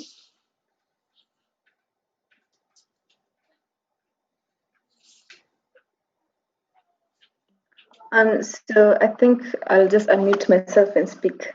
So Yes. I feel like personal expression in things that affect you and you alone. Like for example, your religion, it's you who believes. For example, love towards someone else, it's for you. So and then things that really affect other people. For example, now people have talked about personal opinions on politics, on on um, on on hate speech, corruption. But truly, if we look at it from a different perspective, what if someone today says now, I think this person, okay, someone, for example, states the opinion that probably states put someone else in bad light. For example, today you can't just wake up and say this person has done this, and truly that's your opinion, but it's wrong. So how again how does that go? For example, how should we react to people's opinions that are violating other people's rights? For example, like bloggers. Today, for example, bloggers might just wake up and say, someone might start a viral thing and say, this person stole this money or this person did this. So how is the other person's rights um, being protected in terms of even the opinions that everybody is giving? Thank you so much, Ayan, for that explanation and for speaking to me. I'm very grateful. Yeah, that's why we need to go back to class, for some of us. I'm just trying to wrap my head around Ayan's contribution because she's of the opinion that there has to be a line. Example of bloggers, false information goes viral, but there has to be a line that is drawn, and the line should be against the publication of lies and support more the publication of beneficial information. I agree with her. And one of the outstanding comments here on the chat is one made by Timothy. Any statements that are true, hurtful or not. I really like that, by the way, Timothy. So any statements that are true, hurtful or not, most of the time, if I today I come to class and I tell you, oh, my students, you are the best students I've ever taught in my life. I really like your class. You're very expressive. You participate actively. I feel so connected to you as from a student teacher level. And then all of you will be so happy. You'll be smiling. You'll be like, oh, thank you, madam. Oh, thanks. Yeah, same. But your reaction will be very different if I come and bombard you with so much negative information. If I tell you you're one of the worst classes I've ever taught, you're so indisciplined, you're so unruly. I don't think, those statements will elicit some reactions from some of you. Someone might even walk out of you when you're telling them negative. Because the way we are designed as human beings, negative expressions simply we always just want to hear that. There's that tempting feeling to hear positivist remarks about ourselves rather than negative remarks. So the positivist information that we give to others, it is not threatened. That one is not under threat. There's no one who will sue you that you told them that they're good looking or they're beautiful. You'll find no lawsuit like that. But someone will sue you when you tell them that they're dishonest and they're people of integrity. So the information that need to be protected is negative information. It is hurtful information. Those are the kind of information that are under threat. Because the way the world is moving, most people just want to hear, oh, positivism. If you say anything to the contrary, they look at you as a negative agent. And that is a kind, and there's where there's smoke, there's fire, yeah? We want people to tell off Donald Trump, to tell off Joe Biden, to tell them, to hold them into account about some of their past conduct and present conduct. We want people to tell President Uhuru that, hey, your government is so corrupt. everyone is corrupt, even if they're exaggerating it, but they'll be able to, yes, they will not take it as positively because everyone wants to be complimented. But when those people who are saying this negative information are allowed to speak out, we are able to interrogate, to investigate, and to ensure that there is no corruption. Like corruption is actually dealt with. You've seen when there's a bombardment of attacks on the president, I think he's even defeated to take tea because he's saying, now what will I do? These Kenyans are attacking me. I am corrupt. So probably if he has a lot of feeling and goodwill, he will feel that and he will want to reform. You don't have to talk too much. We can get Marjorie involved. So you cannot always get facts on everything. It just comes from those. You cannot always get facts from everything. In fact, they say that if you have someone who gives you negative information, okay, not the one to put you down and to destroy your self-esteem at a personal level, but at least you should have a critic. You should be not too critical, but constructive criticism. Someone who tells you that in this situation you could have done better, or this decision you could have made all those things. We need constructive criticism. So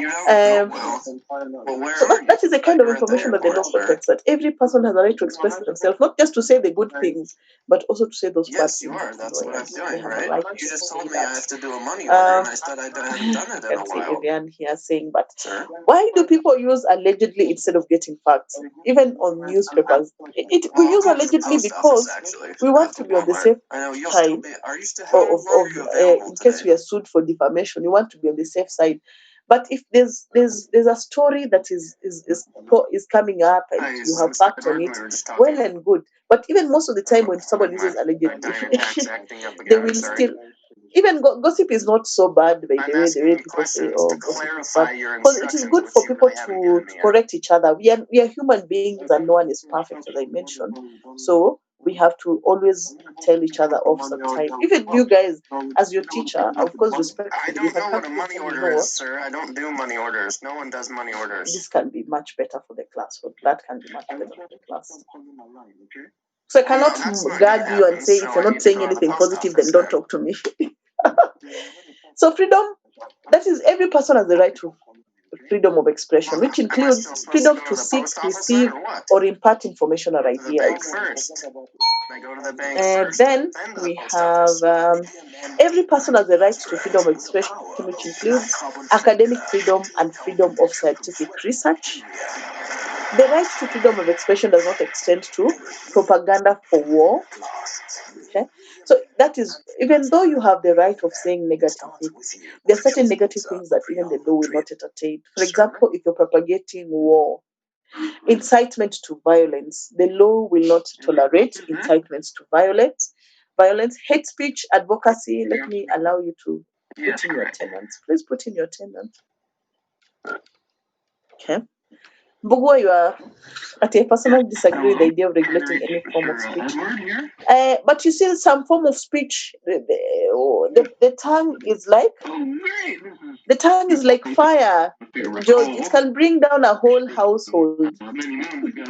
So sometimes that's why we say this kind of speech, even though they might be negative, they cannot be allowed. For example, we know of the Rwanda genocide.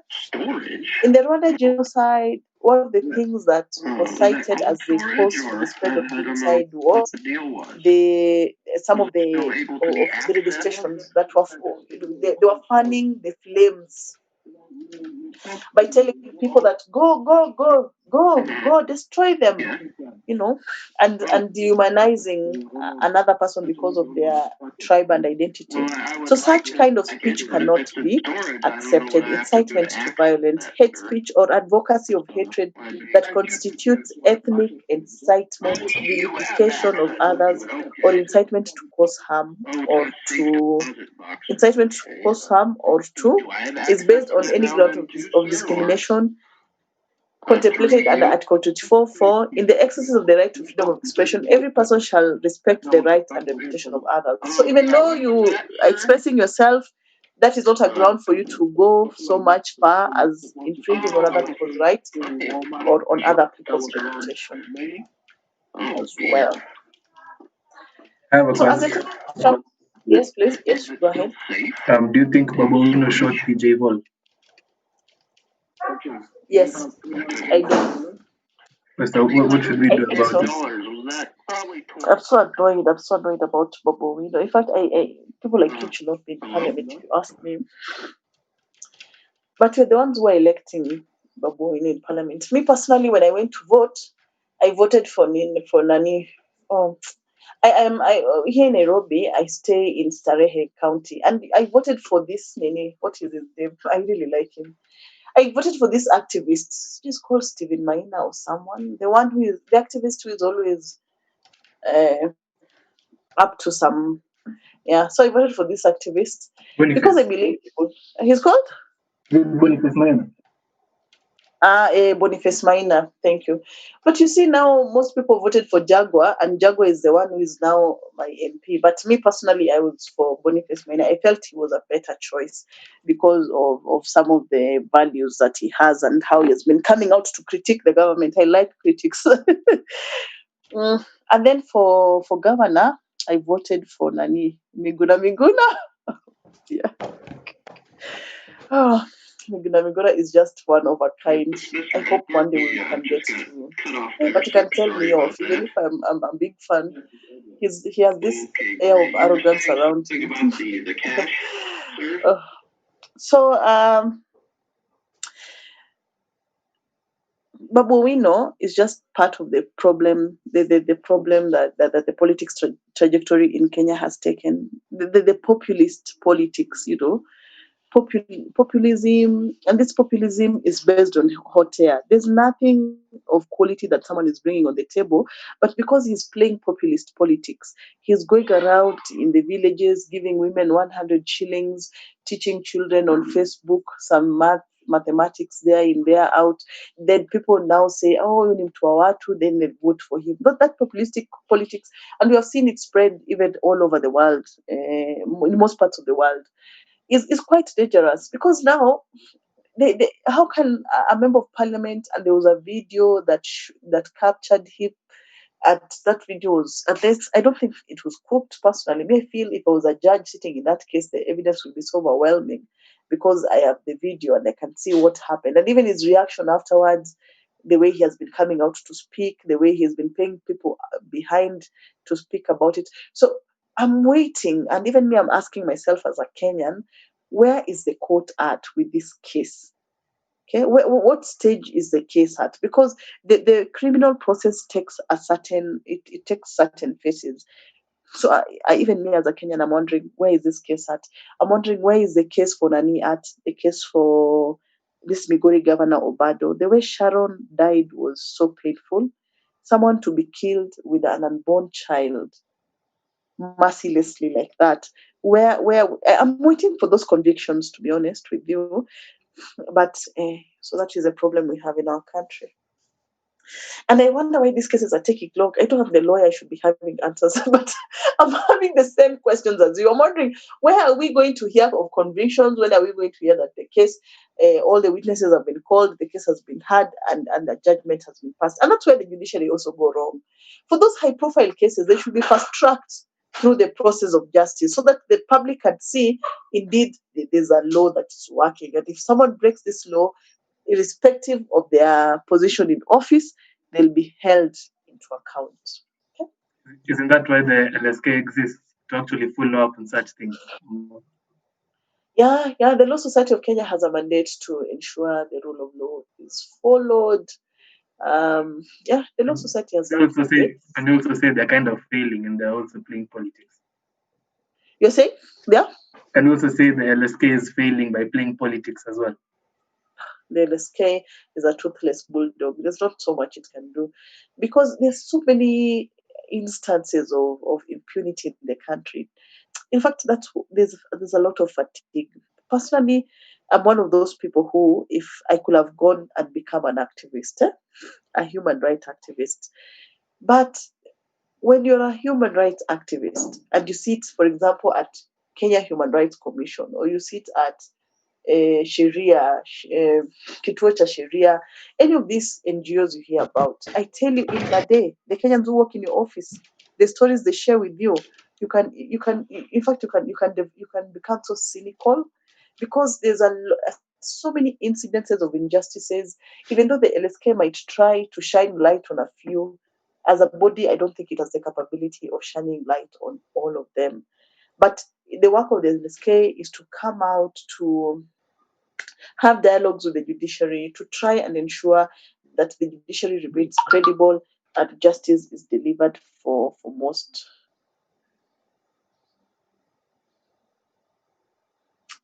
So that's my view. But we fail. The LSK, after when you're learning about professional ethics, you find that the LSK has failed. So we have a new president, Harvey. Let's see what he will do.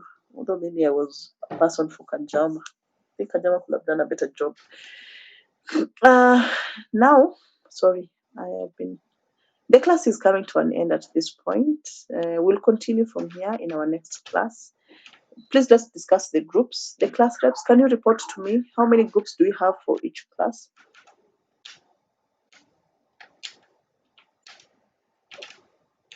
5 for my group. Sorry, Rebecca, 5. Who else? For my group, it's 6. Roseanne, 6. That makes it 13 already.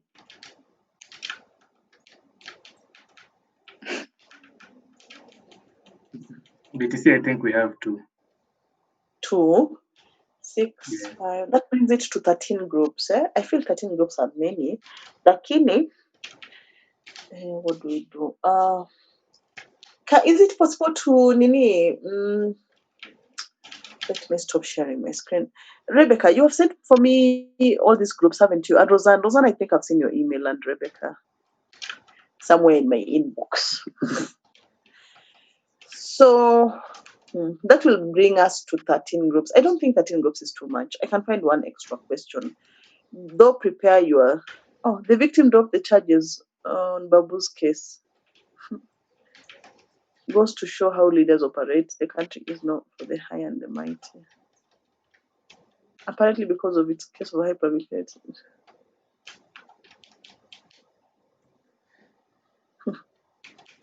I think it's still on Twitter only.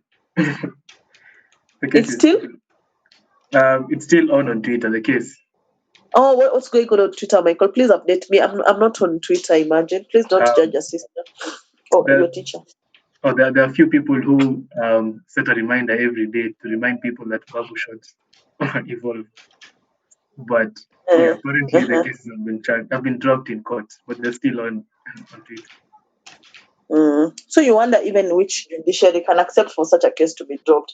Because a criminal case is not dropped without the consent of the prosecutor. So there must be a lot of things going on in the background. Like, whenever I reach that state of, because to be honest with you, that's why I feel safe in the haven of teaching my students. In teaching, you don't deal with everyday challenges that Kenyans go to and the injustices that people suffer. So it's sort of like a safe place where you just get to discuss scientific ideas and academic concepts. But of course, I still go to court. There are times when I just have to go to court, irrespective, and you can't always escape. I'm still a Kenyan and I'm aware of what's going on. So you can reach such level of cynicism until you think, wow, now where is life heading to? But when I get to that level, what I remind myself is that, you know what, there's divine justice. Even though justice might not be meted here in our courts, but there's still divine justice. So that's how I console myself sometimes, just so that I can believe that eventually sometimes we'll have to pay for some of these reckless, like there are actions that people will be held into account for, like loss of life. Life is sacred. Life is sacred. It does not matter the status of someone, whether they are poor, their status of wealth. It does not matter even if it is someone who lives in the street. Their life is sacred, and no one should end the life of another person knowingly, maliciously, and in contempt. I think he just shot him out of pride. Maybe they had a disagreement over a song playing and then that is enough ground to just end someone's life. And the way life is precious, so it annoys me like any other Kenyan. But if you're in that space where I am sometimes feeling that frustration, please just join me. And there's also divine justice, which is even, it's fairer that everyone, it doesn't end there. I think it is a federal case at this point. No, we don't have a federal system. It just remains a criminal case. It won't go to the side of being a federal case. So just coming back to the groups, I see time is fast spent. Thank you so much for your indulgence. Some of you have already gone. So now, what is the position? We have, let's narrow down on that. Let me share screen and be very clear on groups. Share. So in ICS, Rebecca, which class are you from? ICSA or B? ICSA. ICSA. Okay, ICSA. So in ICSA, we already have how many groups? ICSA? 5 groups. 5 groups. So ICSA, we have 5 groups. ICSB, I want you to have only 5 groups, not 6 groups. The members of the 6th group, please constitute yourself too and to redistribute yourself so that you become 5 groups. We will not have enough time to everyone to present. BTC, we have 2 groups, so that's okay. That will make us have a total of 12 groups. So the first 5 groups for ICSA will go in the order of group 1, group 2, group 3, group 4, the way you've shared the list. ICSB will have 5 groups. The group 6 is disbanded, and the members of group 6 are requested to redistribute themselves amongst the 5 groups. So who is the class rep for ICSB? Me. That is? Roseanne. Roseanne, please have 5 groups and share with me the updated 5 groups. And so you will go with those numbers. The group A, ICSA will have 5 groups. ICSB will have group 6 to. ICSB will have group 6 to 10. So from yes, Roseanne. I'm being told that there's a 7th group. Oh, that is also disbanded. Let them redistribute themselves within the 5 groups because of interest of time. Okay. So ICS, at the end of the day, I need you to have from group 6 to group 10. BTC will have from group 10 to group 12. I'm going to update questions on e-learning. The questions are arranged according to group number. The first 5 questions will be taken by group 1 to group 5 of ICSA. Question number 6 to 10 will be taken by ICSB, the 5 groups that you're going to reconstitute, and will share with me the updated list. And then the final 2 questions will be shared with question 11 and 12 will be for BTC 1A and 1B. And I'm going to post it. The presentations will be on the 2nd of September. So you need to already constitute the groups as instructed so that you can have all those instructions. Thank you so much. Anyone who is tired and want to go, you're free to leave. We will meet next Monday again. We just said September. Really. 2nd of September is the date when we'll have the presentation. We're in October. Oh. Thank you. 2nd of November. The date of the presentations have already been announced there in the meeting. 2nd of November. Gift, aren't you the class rep for ICS? BTC? Gift? Gift, have you shared with me the 2 groups for BTC, please? Yes, I did. Okay, thanks. Excuse me, I have a concern. Okay, According to what you said, you want us to have new groups. Okay, the ones who are in group 6 and 7, but I think it's sort of